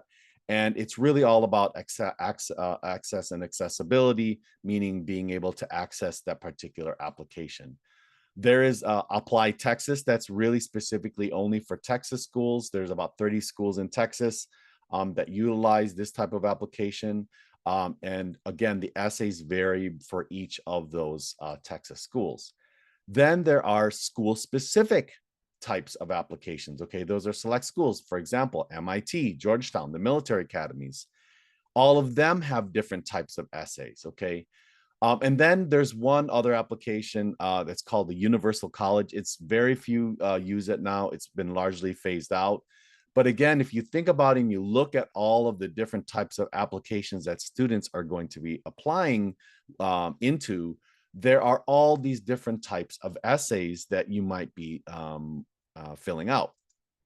Now, what are the common themes? Okay, these are the common themes. And these are the things that as us, egelloC, have really figured out of the type of general themes that the essays are going to cover. Leadership, creativity, a talent or a skill, an educational opportunity or a barrier, life challenges or some type of obstacle that you've experienced, an inspiring subject or a topic or an idea that you that really drives you, community involvement and community impact, belief or personal values that you hold, an impactful person that's been in your life, something where you took initiative or something that you started, something that provided you with personal growth, an event or something you went through where you showed resilience or perseverance, something that provided you with self-discovery or really allowed you to find some type of identity, a curiosity or a love of learning, navigating a change or a transition that went through in your life, challenging a norm and belief or expectation. Okay, here's two things that are really, really a lot of the schools will ask you about, and particularly with the common application, is why are you choosing this major and why are you choosing our school? And then there are short answer, fun questions. You know, one is like, what is your favorite sandwich? And then there is usually an additional information section. Okay. So the thing is that, you know, for me to go through every single one of these, it would take me, you know, probably the entire day. But what I'm going to do is I'm going to explain to you a writing process that you can go through that will really allow you to touch upon all those different types of themes. So, warning. The very first thing that we always teach is do not read the questions first. That is one of the biggest advices that I give when everyone says, Coach Art, how do we write these? How do I write my essays? Don't read the question first. And the reason why is because automatically you're putting blinders on your brain. Because what happens here is you're going to, you know, one question could say is, you know, give me an example of your leadership skills. And then all you're going to do is think about leadership, to the point where you might say, oh my gosh, what if I don't even have leadership experience? Then you're stuck and you won't be able to write anything. And this happens probably 99% of the time when we first start working with students and they say, oh my gosh, I have no idea what to write about here. I'm completely stuck. Don't read the questions first. Now, if you already have, it's okay. It's all right. Don't worry. But what I want you to do is get out of your mindset and let's go into the process now and try to explain to you how we're going to go ahead and start this. Okay. So what the process I'm going to show you is, first of all, you're going to do some brainstorming on all the things that you've done. And then Coach Tony, it's funny, you know, about 3 or 4 years ago, we were talking with a student and I came up with this phrase, dig deep, and it's just stuck. And so this is where you're really looking inside yourself, being introspective and finding out who you really are through digging deep. Then what happens is once you do that and you've done the brainstorming, digging deep, that is when you read the questions and then you assign the questions. After that, now the work starts. Now you're going to start doing what we call a messy draft. And that messy draft is where you put everything together and you have just a blob of stuff. Once you have the blob, or what I call the blob of clay, because, you know, every great artist starts with a huge block of clay. You're going to start cutting, you're going to start editing, and that's where you revise, and then you're going to finalize. And that is the process that we follow when we talk about having students write their essays. I want to say thank you, everyone. I see the little hearts. If you find any time that I am saying something that really resounds or you feel is useful, give me the hearts. I love it. Woo! Because then I know that I'm doing it right. So let's get into the process. Let's break down the process here, okay? You can see I get excited because I love writing essays. I love helping students writing essays. I know all of our coaches love helping students writing essays. Okay, so first thing is, with the brainstorming, what you want to do is you want to identify all the activities that you've done. And this is literally the activities that started the day after you graduated or were promoted from 8th grade, okay? Everything. Think about everything. When I say activities, I'm talking about in school, out of school, hobbies, things that make up the time, okay? Make up time that you're doing when you're not in class, okay? Now, if there are activities that have flown through, meaning have carried over from your middle school and elementary into your high school, those are valid too.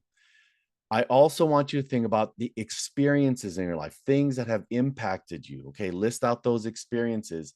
And then lastly, want you to think about what you identify as. Are you an artist? Are you a robotist? Do you have a certain ethnicity? Are you an activist? Okay, so think about all of the identities that you are. So you're going to have a list of activities, you're going to have a list of experiences, and you're going to have a list of what you identify as. Then what you're going to do is, out of all of that, you're going to really look at that, be introspective, think about it, and then you're going to brainstorm on creating 4 topics out of those. 4 topics, okay? For example, a topic could be is when you traveled from the United States to, let's say, China, and you had this amazing experience looking at a different culture. Or maybe it's why you are so interested in math. Or another one is, a particular situation where you led a group to achieve something successful, or maybe achieve something that was a failure. Okay, so you're going to do 4 topics, and then what you're going to do is something that I really love, is called story time. Now, what story time is you're just going to basically write the who, what, where, when of the story. Okay, so when I say story, what you're going to do is you're going to write about the details of a story, as if you're reading a book and it just tells you, I went here, and the sky looked like this, and I was speaking to this person. Give us the details of the story. But remember, this is a free write. Don't worry about the format. Don't worry about the spelling. Don't worry about the grammar. Don't worry about the limits. And I will tell you as of right now, don't worry about the word limits at all. Okay, just keep on writing as much as you can until you can't write anymore. Okay, so you're doing story time. You've done all the brainstorming. You have a blob of stuff so far. Now, the next thing you're going to do is you're going to dig deep. Okay, dig deep. Find your why. So what do I mean by why? The why is what you are. Okay, it's what we cannot see by just looking at you. It's what's in your brain. It's your thoughts. It's your insights. It's your beliefs. It is not the story. Okay, so for example, if I see someone that has a racket in their hand, they're in front of a net on a green court, and they're hitting a yellow ball, I'm going to kind of assume that that person is a tennis player. But what I can't assume is, why are they motivated? Why are they there at 5 a.m. in the morning practicing? Why do they wake up in the morning and they are inspired by wanting to play tennis? Why were they motivated to help younger students learn how to play tennis? All of that, the insights, the thoughts, the beliefs, all of that is something that's inside your brain. Okay, that's the reason why I love the label that the UCs uses, PIQ, personal insight questions. It's personal because it's about you. It's insights of things that you personally have inside of you, and it's a question, right? Okay, so We normally say the ratio should be 70% why and 30% what, meaning 70% of what is inside of you and who you are, and 30% of the story. Okay, so 70, 30, 70, 30. Now that you have put together the story, you have created, you've story timed and wrote about the story, and you've dug deep and you have all of the motivations and insights. This is now where you're going to go ahead, and I'm going to say is, even if you're not applying to the UCs, look at the University of California PIQs or personal insight questions, because they have 8 questions that are really great because they cover all different types of areas of questions. This is where now you are going to go ahead and grab those questions, and you're going to assign those questions, okay, to your writings. Okay, and that's the gold right there. And the reason why now is because you have so much content. Now you're going to take the question and you're going to match it to what you wrote about that you're passionate about. Okay, now a couple of guidelines when you're doing the 4 PIQs. What we will normally suggest is not to necessarily, if you can, write about the significant challenge one. And the reason why, unless you do have a significant challenge that we define is something where, let's say that you were an accident and you lost your leg or so. That's a significant challenge in your life that you really had to go through, and it affected you significantly. Having a B or getting a C in AP Calculus BC is not a significant challenge because so many students may go through that. Okay. Another thing is, try not to answer question number 8, which is the almost the anything else question. The reason why, because it gives a very difficult time for readers to figure out what context of which you are writing. Okay. It doesn't give them direction. Same thing with personal statement. If you're doing the personal statement in the common application, avoid question number 7, because that's that's the catch-all. Okay. But now you've assigned the question. So imagine you have this blob of story. You have added now the deep insights, right? The dig deep insights. And now you have the question. This is now when you're going to do the messy draft. So you're going to combine everything, the what and the why. This is where you're going to start adding now. You're going to write in your own voice, okay? The biggest thing here is, don't try to write what you think a college application reader wants to hear. You're going to write about what you want to tell them about yourself in your life. And that is the big thing. You need to tell them who you are. Why are you passionate? Okay. That is what is going to be the differentiator between, let's say, the 207,000 students that applied last year to the UCs, because they're going to learn who you are. And, Coach Tony, he talked about the overlays, right? And also all of our other presenters talked about all of these things about you. Well, guess what? That is what the readers are looking for, is, do you match the archetype of what they're looking for? And if you do, you're in. Okay. Now, for this, because you're focusing on the UC drafts, aim for about 400 to 600 words for the UC essay and about 800 words for the Common App. Now, I say this by numbers, but that's just a guideline. I want you to write. I don't care if you write 2-3 pages of stuff. That's even better. I just want you to free write and keep on going, because if you're writing something that you're passionate about, this should be easy. You should be able to write pages. Because if you only write like maybe a half a page, then maybe that's not the right topic. Go back and figure out another topic. Because the thing is, this should be a very easy thing. You should literally be able to write out in about maybe half an hour, a page, maybe a page and a half of the topic that you're writing, if you're truly passionate about it. Now, you are now having the block of clay. Okay. You are the sculptor. You have the block of clay.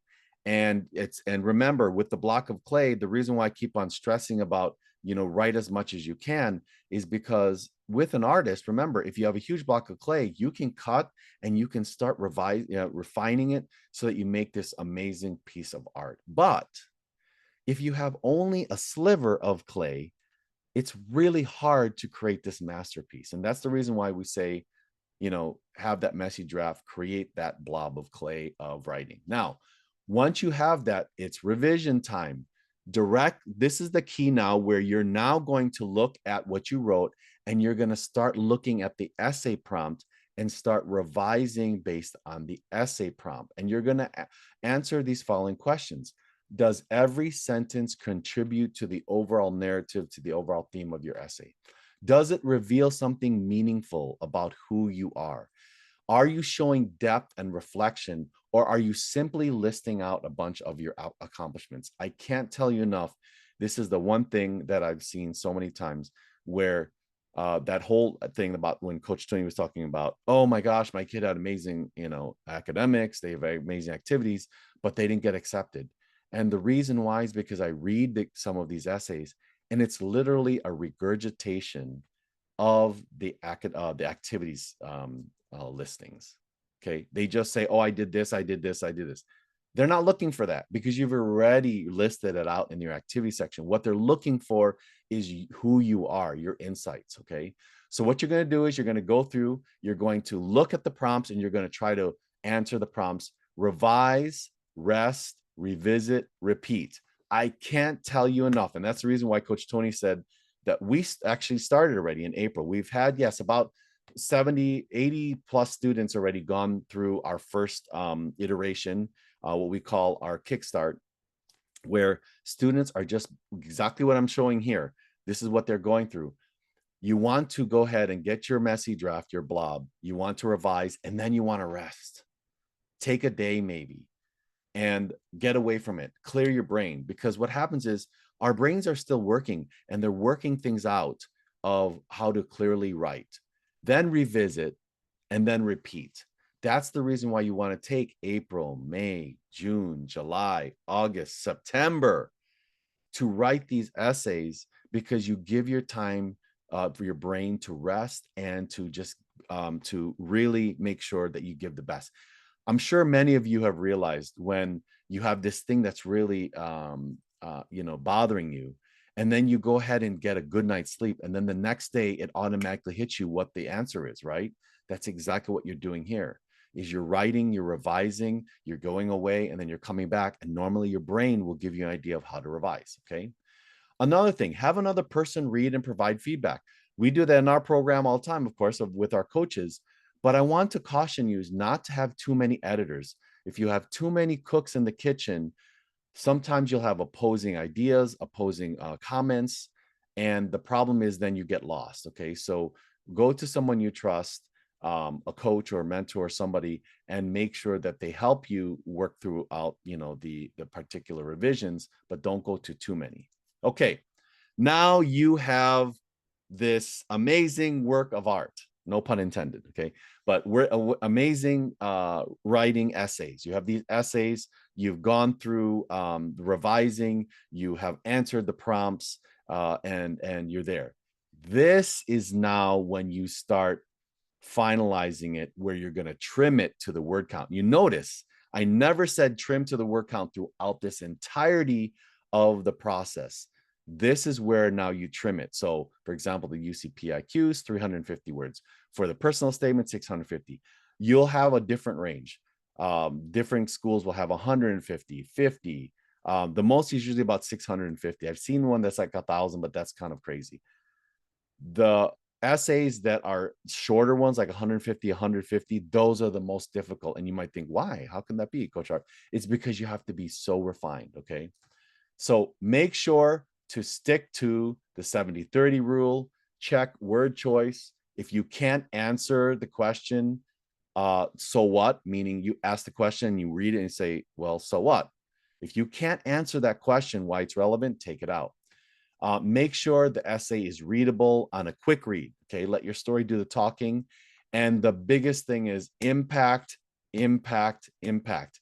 Now, I know I probably, I don't remember if I put in here, but another phrase that I use, slap the reader in the face. And again, I know I'm not talking about physically doing that to somebody, but what I mean is impact, impact, impact. Don't waste your time by trying to, for example, the PIQs, to try to wait till the end to tell them what you're going to tell them. Tell them in the very beginning. the very first sentence, the very first paragraph, slap them in the face and say, this is who I am. Because the readers literally do not have time. They are not going to sit there for 30 minutes and an hour to read your essays. They don't have that time. So you need to grab them from the very beginning. But I'm not talking about like a hook, like something like a phrase or some imagery. I'm talking about tell them right away, right from the very beginning, who you are. Okay, so impact, impact, impact. Now, here are some last minute tips. First of all, give yourself time to think right, think right. I already mentioned that is really, really important. The biggest thing is be yourself. Don't write what you think colleges want to hear. It is so very important to tell them yourself. The big thing is brag about yourself. Brag about yourself. It is really difficult because students these days are not trained to talk about themselves. They're trained to talk about other things, events. This is the time to talk about yourself, because remember, in your application, the readers only have what they see on paper. That's it. They're not going to go out and look at your social media. They're going to only see what they have on the application that you submitted, and that's it. Show, don't tell. Okay, show, don't tell, meaning tell them, instead of saying I love math, describe a moment that shows it.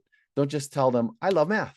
Okay, be concise. Okay, do not repeat topics. That is a big no-no. Like, for example, for the PIQs, if you have 4 of them, those 4 essays that you do should be 4 separate essays, as if they were written by 4 different people and they were put together and you become a superhuman. Okay, each essay should be unique. Ask again the so what, and as I mentioned, slap the reader in the face. Get to the point from the beginning and be bold, be brave. Tell them who you are. Okay, now here are some don'ts. I'm going to tell you, here are some don'ts. Don't do these things in your essays. Don't write about a controversial topic. You don't know. Again, readers are meant to be unbiased, but still, you don't know. And so you don't want to risk that. Don't write like a 40-year-old professor. Okay, there's this thing called AI. Be careful when you're writing, using that, because what happens here is it writes so very clean that the readers are going to tell. Okay, and they're going to know you're not. They're expecting a 17-year-old writing this. I tell you, I talked to a Yale reader. Okay, a person, one of the readers at Yale, and one of the biggest things in their training says, are they writing like a 17-year-old? That's one of the big requirements. Okay, so you got to write who you are and at what age you are. Write things that don't answer the entire. Don't write things that don't answer the entire question. It is so important to read the entirety of the question and make sure you're actually answering the question. Okay, don't write about someone else, something else, or some event that's not related to you. I can't tell you. I always hear about the whole thing of maybe someone who influenced me, like my grandmother or something like that, and then they write about the grandma. And it's wonderful. It's beautiful. But the thing is, the grandma's not going to school. You are. So don't get caught up in writing about somebody else. Don't write a glorified list of your activities. Okay. Again, don't write your activities. You've already done that in the activity list. And don't use AI to write your essay. Now, I'm saying is, when I say don't use AI, it doesn't mean necessarily that it can help you with some sentence structure, but don't say, tell me a time or write an essay about me breaking my leg in college, in a soccer game, and I triumphed over it, and then let it write it for you, because then you are not giving your insights. What you're doing is you're letting AI do that. Okay, and I can't tell you, there are schools out there that are saying don't use AI, or they may remove your essay.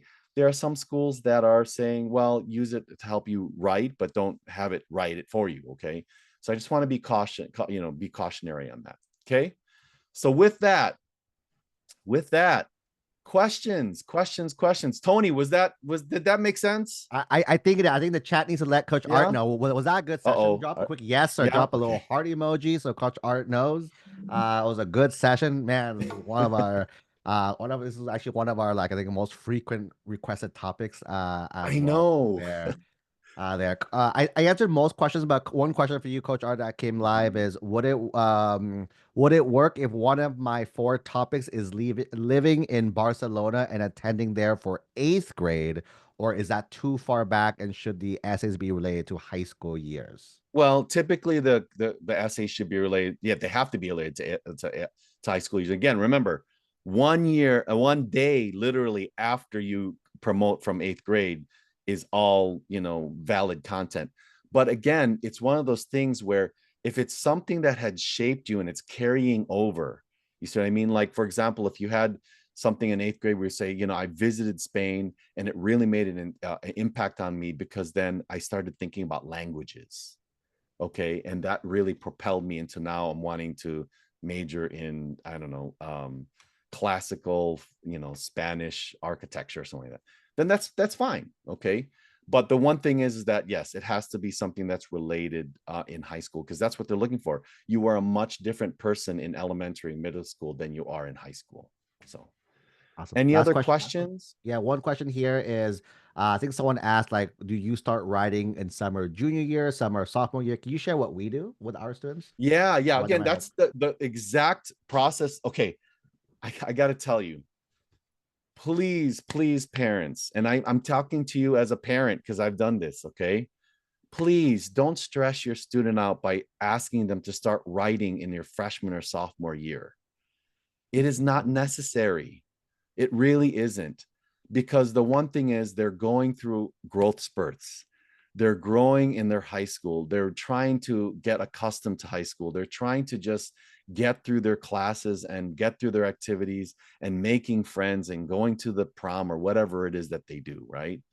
Don't worry about writing your freshman, sophomore year. What you start writing is again now in their spring of junior year. We used to start writing in July. Now we're starting in April a little bit. Just give it a little time.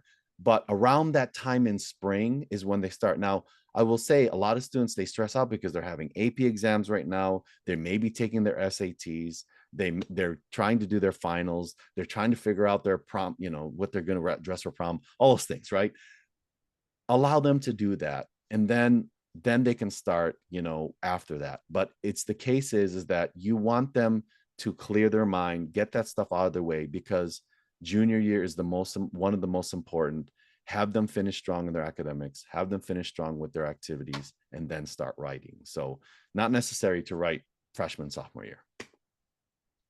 Love it. Awesome. Thank you so much, Coach Art. Before Coach Art heads out, Coach Art, can you share us a little spoilers a little bit? So right after the summit, this is like unannounced. Oh, we do have a yes. special event right after. So if you guys are free at 1 o'clock, which is the end of this event, there's a special event that Coach Art is leading. Coach Art, you want to do a little preview of that? For those that Yeah. stick Oh around my for that? gosh. Okay. I am a parent, guys, and I can't tell you how proud I am of all of our students that are graduating in 2025. If you have a student, congratulations to them right now. We are doing our first event. It's called the Signing Day Celebration. It's going to celebrate all of our class of 2025. We're going to have a panel of students that are going to talk about their experience. We're going to have amazing guests, these twins that went through our program and had amazing results as well. And we're going to just celebrate those students that are going to be graduating and going to their college. So if you have time, please join us at 1. It's about 1 to 2, and we're going to be you're going to see real world students that went through the program, but also are just going to talk about their experiences. I think it's going to be amazing. So please, if you have the time, please join us, because we'd love to have you. And I believe, Tony, it's the same link. So you guys can just Same here. So if Cool. you guys want to tune in for that, just stick on, stay Yeah, on. And yeah, we'll link into exactly. that event as well too. Just stay on. Awesome. So thank you, everybody. I appreciate, we're again, Coach Art here. Thank you so much for listening. Okay. Awesome. Fantastic. All right. Moving, man. I looked at clock. It's 12:30. Is that crazy? And we still have I think we only lost like 10 people, which is insane for an event this long. So shout out to everyone. Shout out to everyone. Go ahead and drop the little hearts again. Makes me feel good as well too. The heart little hearts down below. So I'm gonna go ahead. There you go, the hearts as well too. So two more quick little training session again. Really quick little chat check-in. Did you guys? Is this a good event so far? Quick yes in the chat if you guys are enjoying it. Are you guys getting value? Are you taking notes? Are you finding, oh man, I'm definitely doing that this weekend. I'm gonna changing this, changing that as well too. Love it, love it, love it. Awesome, cool. Hopefully we can keep on going. So let's go ahead and talk next one. So this one is just a little session on the biggest mistakes we see. So again, we talk to a lot of families every single day. So these are just like a compilation. I asked our advisor team of like, because we offer free coaching calls for new families. So we offer like, hey, let me just do it. And then these are probably the biggest mistakes that we see. So kind of highlights it. If it's you, again, not calling you out, it's like, hey, let's make a little pivot to make sure you guys are in the right direction as well too. Okay, so it's got top. Okay, I put like top 10. Top 10. Number 10, ignoring deadlines and missing financial aid opportunities. Little teasers. Then right away, the next one probably be one of the most important sessions for a lot of the families here. Because again, living in California is one of the college is expensive, right? College is very expensive, and our income doesn't help because we need the cost of living to live here. But from a federal level, it hurts us a little bit from that point of view. So Coach David is going to do a really amazing session for you guys about financial aid and finding money despite living in California as well too. But on top of that, also understanding deadlines, right? UC deadlines November 30th every year. If you're applying to private schools, they have early and regular decisions as well too. A little fun fact for those who don't know: if you guys do early action schools and you don't get in, you're not rejected. They defer you to regular. That's kind of the perk why we say apply regular, because then now you have two chances of applying to get in is the thing there. So definitely don't miss out thing. ID deadlines here. Number 2, misunderstanding test optional policies, right? Again, a lot of schools now, there's a lot of terms people are using, right? You have the test blind. UCs are right now, UCs and Cal States are officially or still test blind at least to 2028. No changes yet. We're always looking to see what's going to happen next, but we haven't heard any changes yet. So there's still test blind, meaning if you get a perfect score, it means nothing. There are some schools that are test required. Stanford, for example, is one of our schools that are test required. You have to submit a score to that school, and a lot of schools are in the middle of test optional, right? So keep in mind, test optional is not test blind. If you do have a good score, submit it. But if you don't have a great score, it doesn't hurt you either. So don't freak out there. And then for us, it's very strategic. Should I not take the test? That's the big thing over here. Okay. Top number 8, underestimating rigor. Right, a lot of people we talk about, and the question always comes, Coach Tony, should I take a hard class and get a B, or should I take an easy class and get an A? And here's the answer, everyone. The answer is you take that hard class and you get an A. Why are we giving our kids an option of the or? You're teaching them that they can kind of have to pick and choose it. No, I want to have my cake and I want to eat it as well too. I don't have to choose between having cake and not eating. I want to have a big cake. I want to eat all my cake as well too. So again, the answer is and. The answer is and. You want to have the rigor and do well. The question is how. I think that's the better question to ask rather than, oh, I can't. Oh, my kid's too busy. Oh, my kid doesn't think they can do it. No. How can we? How can we do it? That's the growth mindset, right? As well. Again, keep in mind, that's the mentality of if you are aiming, because this is a lot of ifs now, right? If you are aiming for these top schools, right, it's not going to be different, right? These schools are hard and it gets harder once you get to these schools. So they want to make sure you can. So again, one of the things we like to have our students think about is, can you is the big thing. How can you, rather than I can't or I don't want to. As they don't want to, then again, keep in mind, this is just like this equals that is all, right? Number 7, submitting generic or boring essays. I think Coach R did a master class on this. You guys, I don't need to go too deep into this section, but this is the big thing. And again, one more thing, time to echo Coach R's kind of lessons as well too. You again, parents is talking to you guys. We are on pretty much a lot of the groups, a lot of the college groups out there as well too. And then you see a lot of families, a lot of angry parents every single year, usually around April, that they're like, my child didn't get in. How dare? It's because he's a boy. It's because he's a boy that he didn't get in. Because all these people are getting in. I'm like, no. And it's because my kid has a 4.9 GPA with a perfect SAT score with all these things, and they didn't get into this school. And I'm like, and little spoilers now. If you notice to these posts, go back to these posts that the people complain, right? They share their grade, their GPAs. You guys have hopefully by now can agree with me. That's not the biggest metric. You should be asking them, hey, tell me your grade trends over time. Tell me the rigor. How's that compared to your school? That's the better questions, right? Activities, that's cool. Why did they do each of the activities? It's not just doing activities to look good. Why are the 2 buckets there? All right. And the big thing you'll notice now, none of these parents ever share their essays online. And then the minute I see it, because we do have a lot of families who send their essays just for closure purposes, right? Like, hey, Coach Tony, the public, like, we couldn't get to work with you, but can you show us why our kid didn't get in? They send me the essay. I'm like, oh yeah, easy. Look, boom, boom, boom, boom, boom. And everything Coach Art mentioned, they did the opposite of it. And that's pretty much it. So basically, just follow Coach Art's training, and you're good to go. But if you didn't, you'll see that. Oh, again, just take his training. Go to anyone you know that will give you their essays. Compare and contrast. You'll tell exactly why they do it. And I'll give you another pro tip as well, another fun little nugget for you guys, right? Is when it comes to these college apps, you'll notice that a lot of the essays are called personal insight, personal statement. The word personal is the student.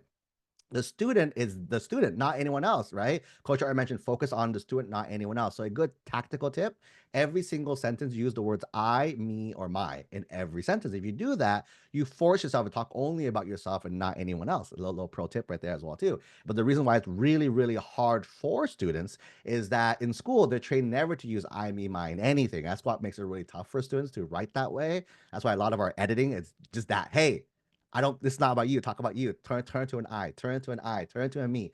And that's the big focus here. Okay. Number 6, right? Letting parents take over the place. We've seen stories of people telling us, we may have seen 1 or 2 stories ourselves as well too. Parents, when you jump in, when you write, it sounds very different, right?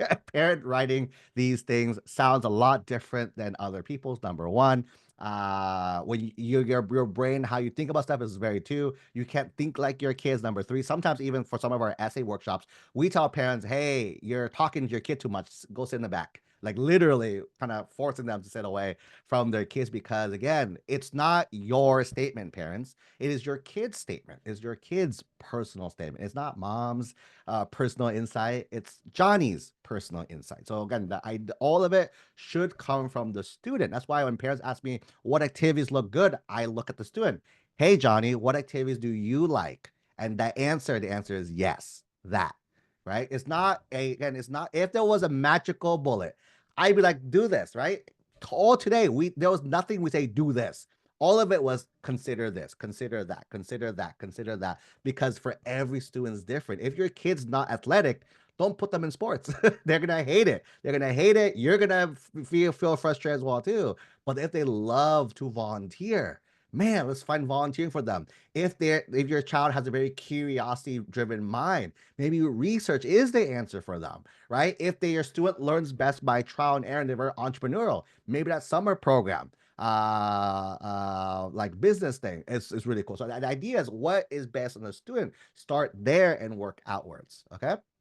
Number 5, applying for the wrong colleges for your profile as well too. Whenever parents look at colleges, the first thing they look at is best school for major. That's kind of, and I bet you guys, that's how you guys thought about it as well too, right? You guys started, right? Best major, best school for this major. But is that really what you're focusing on? Right? Because I would argue now over the last like 50 years for sure, I've done 16 years. So last 16 years for sure, the prestige factor of colleges when it correlates to success down the line is starting to slow down. Meaning back in the day, if you went to Harvard, you were set. You were set for life. You were in the Harvard network.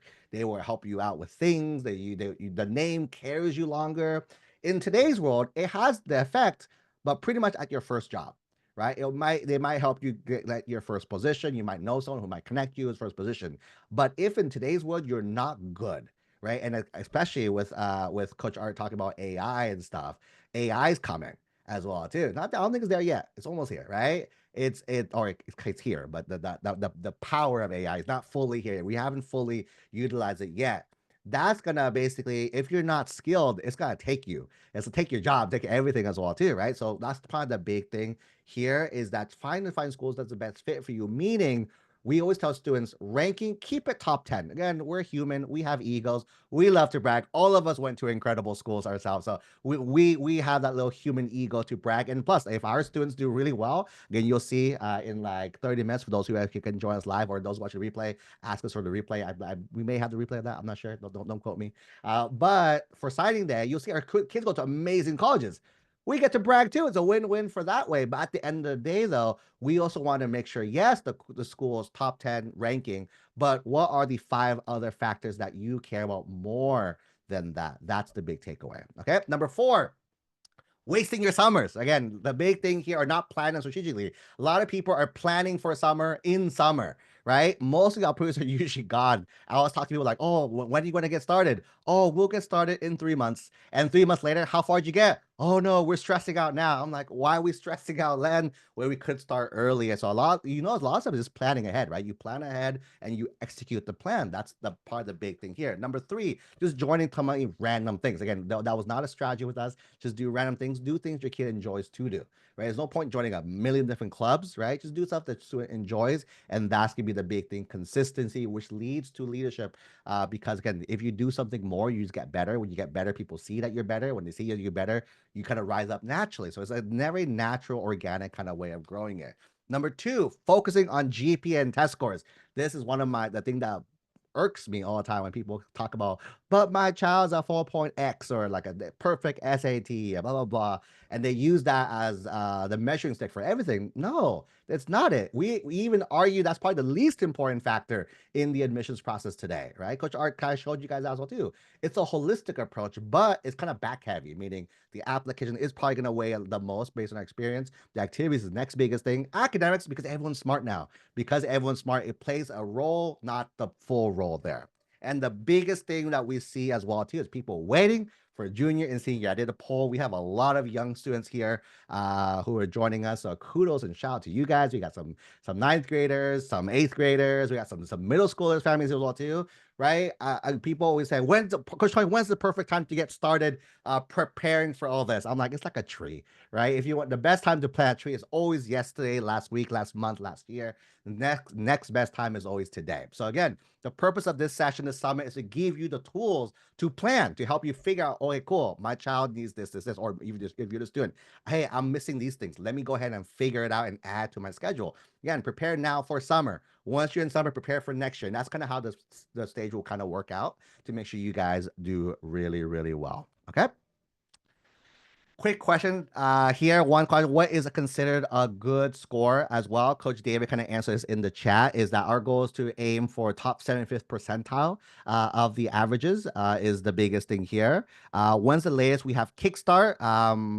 So really quick, little off-topic subtle plug, right, as well too, or the unsubtle plug. We do have an event that we help our students with the essay workshops as well too. So we have a 1-day event where the students get their drafts completed. That's we call it Kickstart. We have it every weekend from April, May, and June. So that's that. And the second part is Accelerate. We help our students finish their drafts July, August, September as well too. But again, we're not gonna talk more much about it. If you're interested, text our team. Our team can give you more information about that.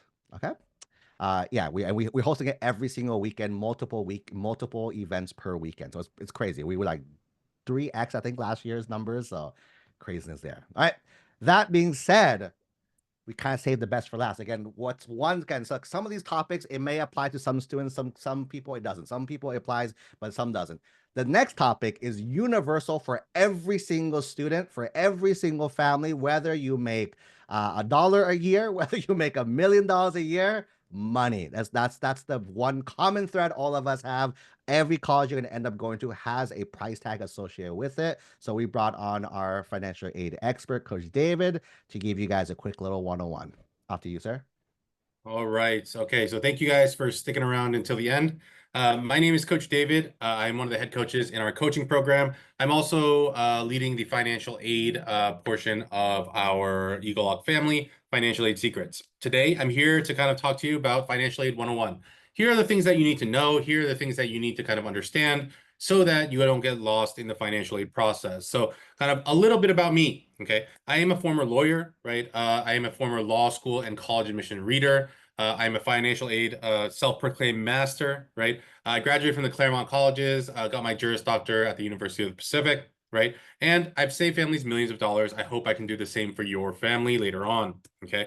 But in order to do that, you guys need to understand what financial aid looks like. So today, we're going to be talking about what financial aid is, how to get it, what forms to fill out, and then a lot of the common rumors or myths that people believe or hear from their next door neighbor that get them in trouble and make them lose out on tens of thousands of dollars a year, okay? So really quickly, we'll kind of talk about what is financial aid, right? Financial aid is a kind of very broad term given to money that is given to families in order to make college more affordable, okay?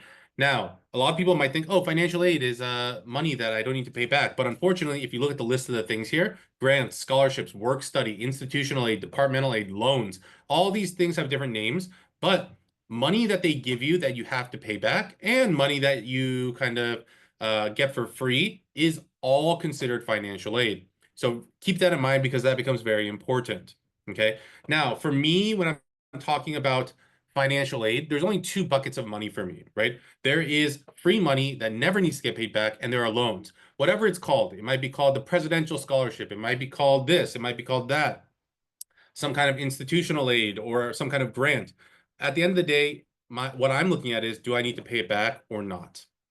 Okay, so again, just remember the two types, free money and loans, okay?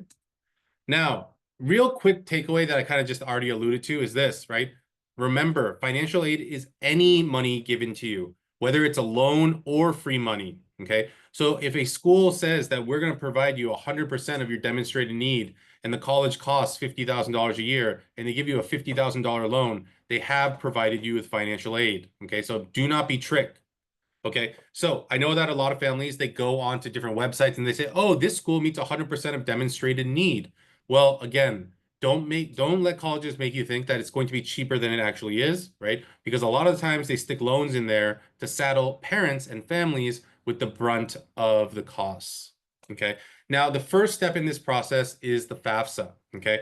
And excuse me, I will be going fast, right? Because we do kind of want to make sure that we're staying on time, right? But again, we do have trainings every Wednesday at 5 o'clock, so you can join us there, okay?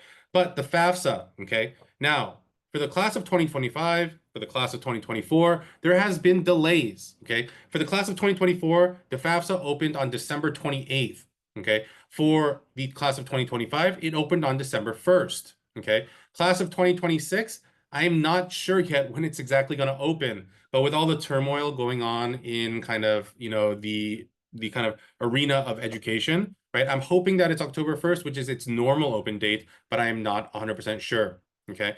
But here, as far as kind of like the website you should be going on, you need to be going to studentaid.gov.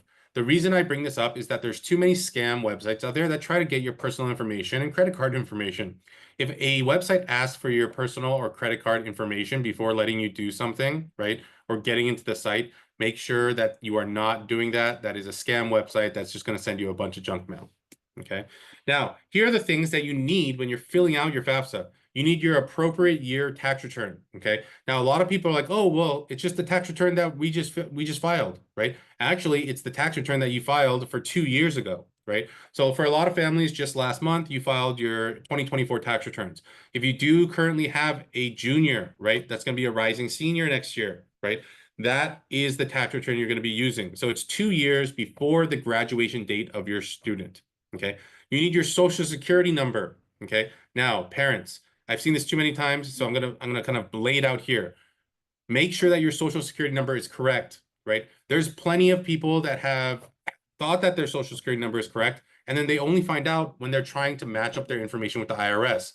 One thing that people don't understand is that if you file your taxes with the wrong social security number, it doesn't necessarily really flag it, okay?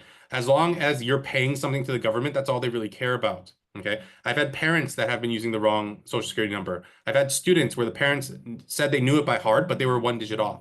So make sure that you check your social security number. Okay, you need 2 emails, one for the parent, one for the student, separate emails. They need to be unique to you. You also need 2 separate phone numbers where you can receive text messages, right? Again, one for the parent, one for the student account that will be needed later. Okay, now the form, I'm going to go through this very quickly because again, I want to make sure that I get all the information out to you guys. Okay. So these are just screenshots from my own personal FAFSA that I went into, and I took some screenshots so I can show you guys the different things that they ask, right? They ask about kind of like, are you the student? Are you the parent, right? Your state of legal residence. This becomes very important, especially, you know, if you're applying to your home state schools, right? Especially in California. I don't know if you guys know this, but at a UC, if you're from out of state, the actual cost of attendance, the total cost of attendance is closer to $75,000. Okay. So if you mark this wrong, right, or you type in CA and you choose something else like North Carolina, right, you're going to be in a world of hurt. Okay. Trying to prove again, and then you have to prove that you are actually from California. Okay. You need to provide consent so that they can link with the IRS, right? You need to tell them what year you're in, right? You know, if you're going to be a first-time freshman, this and that. A lot of families get messed up on this portion, right? Because, well, they're like, oh, well, my student has enough credits to be a sophomore. That's not what they're asking. They're asking if your student has ever been enrolled full-time at a college, right? If the answer is no, right? If they've taken community college classes, doesn't mean they're a sophomore. That means that they're going to be a freshman, okay? They ask about personal circumstances. If you're a veteran or if you were in foster care, ward of the state, you know, if you were an emancipated minor, so on and so forth. They also ask about, you know, if you were homeless or at risk of being homeless, right? They ask you, and this part has changed, right? Just so that everyone knows, right? They ask about the student's gender, right? This is what it used to look like: male, female, non-binary, or prefer not to answer. This has changed on the FAFSA form with the new mandates that have come down with the federal government. There's only 2 options here, and it's male and female. Okay. They also ask about your race and ethnicity, right? Again, you can answer, you cannot answer. This is kind of used as a census, right? And then they also ask about your citizenship status.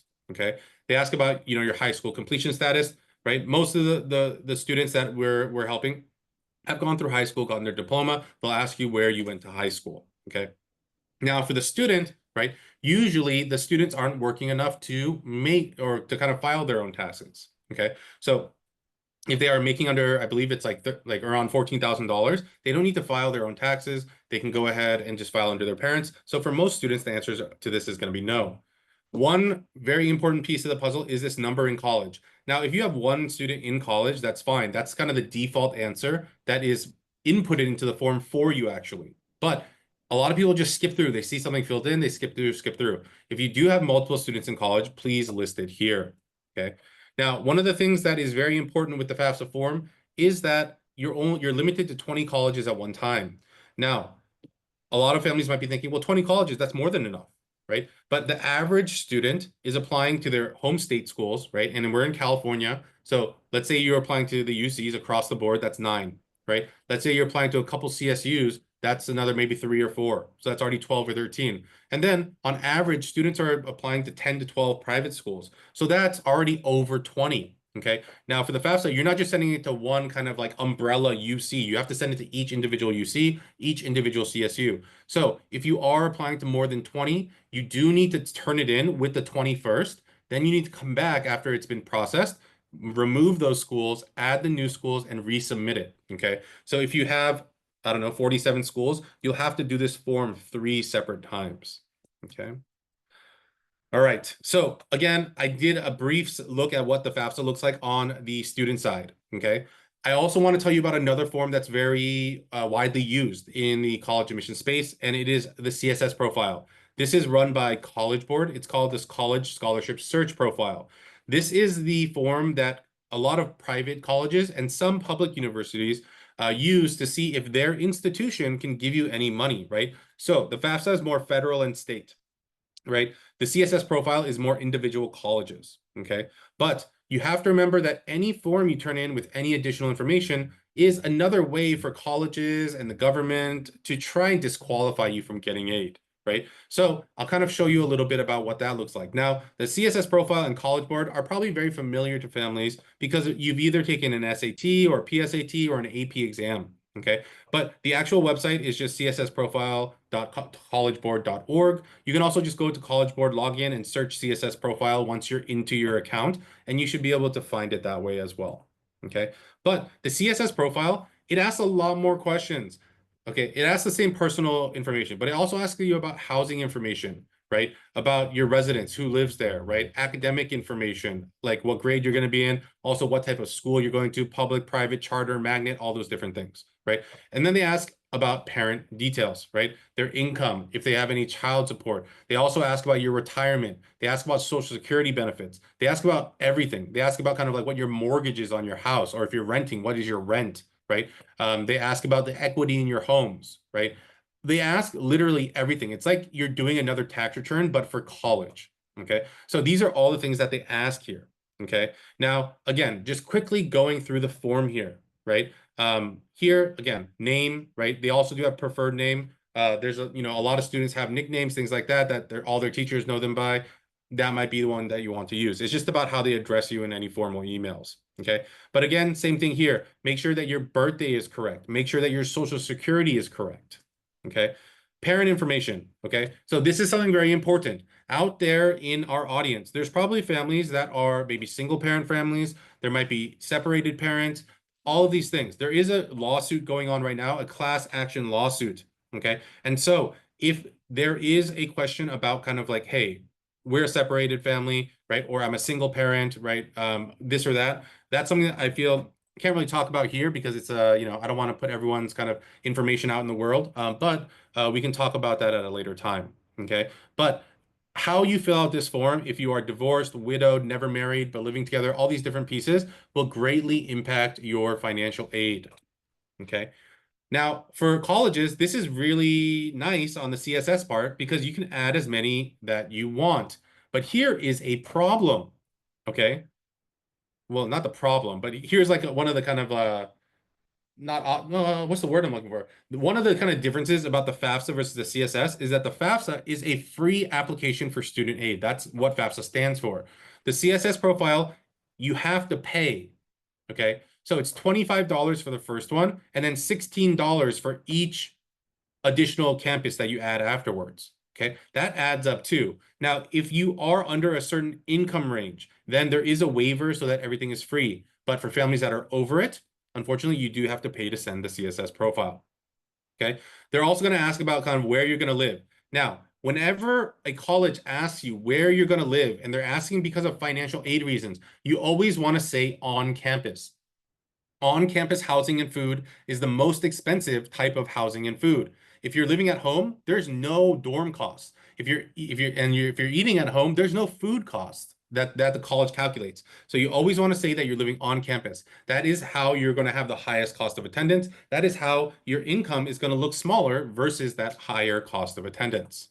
Okay. Housing situation, right? Again, the one big piece of information that I give to families here is that if you do own your home, let's say it's mortgaged, right? The value of your home is not the Zillow or Redfin or whatever other kind of, platform that you use to check what the market value of your home is, right? It is what you pay taxes on. That is the value of your home. That is what the government has told us the value of our home is. So make sure to put that, okay? Now, the one kind of pro tip I'm going to give you on the CSS profile is this, okay? They only ask 5 questions that are required. Everything else is kind of discretionary or optional, okay? So, well, one thing I tell parents is do not answer or volunteer any type of information that is not required. Telling them how much interest you made on your savings account, telling them how much your investments made in dividends. That's not helping you in any way, right? But I know a lot of parents where it's like, oh yeah, well, I did really well in the stock market. I want to tell them about it. That's not the kind of mindset to take into the financial aid, okay? For financial aid, we want to give them the minimum amount of information and show them that we have not a lot so that they give us more, okay? So keep that in mind there, okay? Additionally, for the student resources section, right? Well, students, if you're working and things like that, I totally get it. But they ask you what your expected earnings are, put 0 across the board, okay? When they ask how much other people are going to contribute, well, put 0 across the board too, right? Let's say, well, and for this section, I get it, parents. It's not actually going to be 0 what you contribute, right? But students, as you're filling this out, I want you to think that your parents are mean, your uncles are mean, your aunts are mean, your grandparents are mean. No one's going to give you anything, right? You're like Cinderella. Okay. Everyone is kind of like picking on you. Okay. So we're all going to be mean parents, uncles, aunts, and grandparents. Okay. Even though it's not true, again, we want to show them that we have less. Okay. quick takeaway here, this form is here to screw you over, okay? Sorry for the French, right? But here, right, go ahead, provide them the basics, and then if they ask for additional information later, we can figure out how to deal with that later, okay? The CSS is kind of more than just what I showed here. I tried to show you important parts where I can kind of pinpoint a couple things, right? But before you sign anything, obviously make sure you talk to us. We're available on Facebook, we're in Discord, right? You know, you can comment on our different training videos as well, okay? So really quickly, right? I know I have a couple minutes left. I want to talk about some of the common rumors and myths, right? The one I hear too much, and I've already seen, right, in the chat here is it about like, so I always hear people, oh, like, if we know that we're not going to qualify, well, if you're not gonna, well, first off, there are some high schools that have made it a graduation requirement in order to graduate, right? That you have to fill out your FAFSA. So for some people, you're going to have to do it. But our family makes too much money. 85% of the people that are thinking that right now are probably wrong, right? I do not qualify because of this. I tried to get it once and I didn't get it. I have so many families where the older kid didn't get anything. We got something for the younger kid because they just had given up, right? My grades are not good enough to get aid, right? There are some requirements, but again, you don't need to be a 4.0 student, right?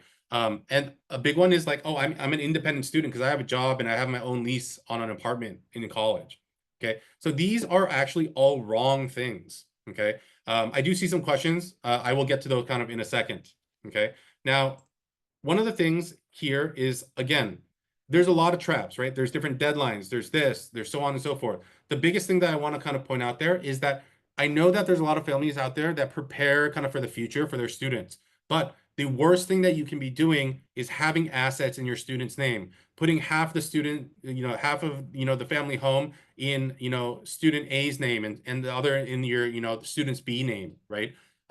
If you do that, the colleges look at student assets as 20% versus 5%, okay? And there's a lot more intricacies as we go through, but again, I'm just trying to pinpoint a couple things for you, okay? But the biggest thing that I will say is the biggest problem, and again, Coach Tony brought this up with college admissions, don't take advice from unqualified people. Your next door neighbor that has a son that went to UC Berkeley but didn't get anything is not the person to ask. He has one case study, okay? Second, right? And again, I know that there's some situations where you cannot control, but if there's any way to hold off bonuses or, huge stock sales, right, from the relevant tax year that we are going to be using, try to do those things. And then finally, missing deadlines, right? Calls for additional information. That's why I always tell students you need to be checking your email, but not just your inbox, but your spam box, your junk box, all those different places so that you can make sure to get the emails from schools. Okay, so there are a couple questions here. I'll kind of go through those really quickly. So again, is it advisable to submit FAFSA even if we know we will not qualify for any financial aid? I always tell families, if you're making over $1 million a year, you don't need my help. You can pay for college, whether it's state school, private school, all on your own, right? So you should, right? If you're not looking for aid, well then no, right? But again, don't complain to, other people that, oh, college is expensive because you didn't turn those things in, right? It's the same thing with applications. Your chances of getting to any given college are 50-50, right? Same thing with aid. You're either going to get it or you're not, right? But if you don't turn in the forms, you have a 0% chance of getting anything, okay? We have another question here. It's like value of home based on property tax assessment. Correct, right? So the property tax assessment is usually the lowest amount, so that's the one you want to use. Does applying in financial aid hurt acceptances, right? Some colleges want to accept students that want to pay fully. So generally, this is what I always tell families. The applying for financial aid, that means that every kid that went to Harvard, right? Every kid that went to Stanford, every kid that went to MIT, every kid that went to UPenn, right? Got in, right? But if you're saying that the chances are higher, then how come it says on their website that 80% of students receive financial aid, right? So it doesn't really correlate that way. Okay, so I wouldn't worry about it too much. Okay, colleges give you merit scholarships even if you don't fill out the FAFSA or CSS profile. Well, first thing that I always tell parents is that merit scholarships do not exist, right? They do exist for certain colleges, right? The UCs have the Regents Scholarship. But if you actually look at the Regents Scholarship, it's actually not a merit scholarship. It's a merit scholarship that qualifies you to get a certain amount of money. And then it is your financial need that dictates how much you're going to get in a range between $2,000 and $20,000. Okay. And then we have another question here. It says, why filing tax by October 15th? So for families that have rising seniors soon, right? Or they have juniors right now. You want to file your taxes as soon as possible. October 15th is too late. I know a lot of people kind of get an extension, but I do think that it is advisable to do it earlier. Okay. So again, the tax return you're going to be using is the one from 2 years before their grad year. So for a 2027 student, it's going to be 2025. Okay.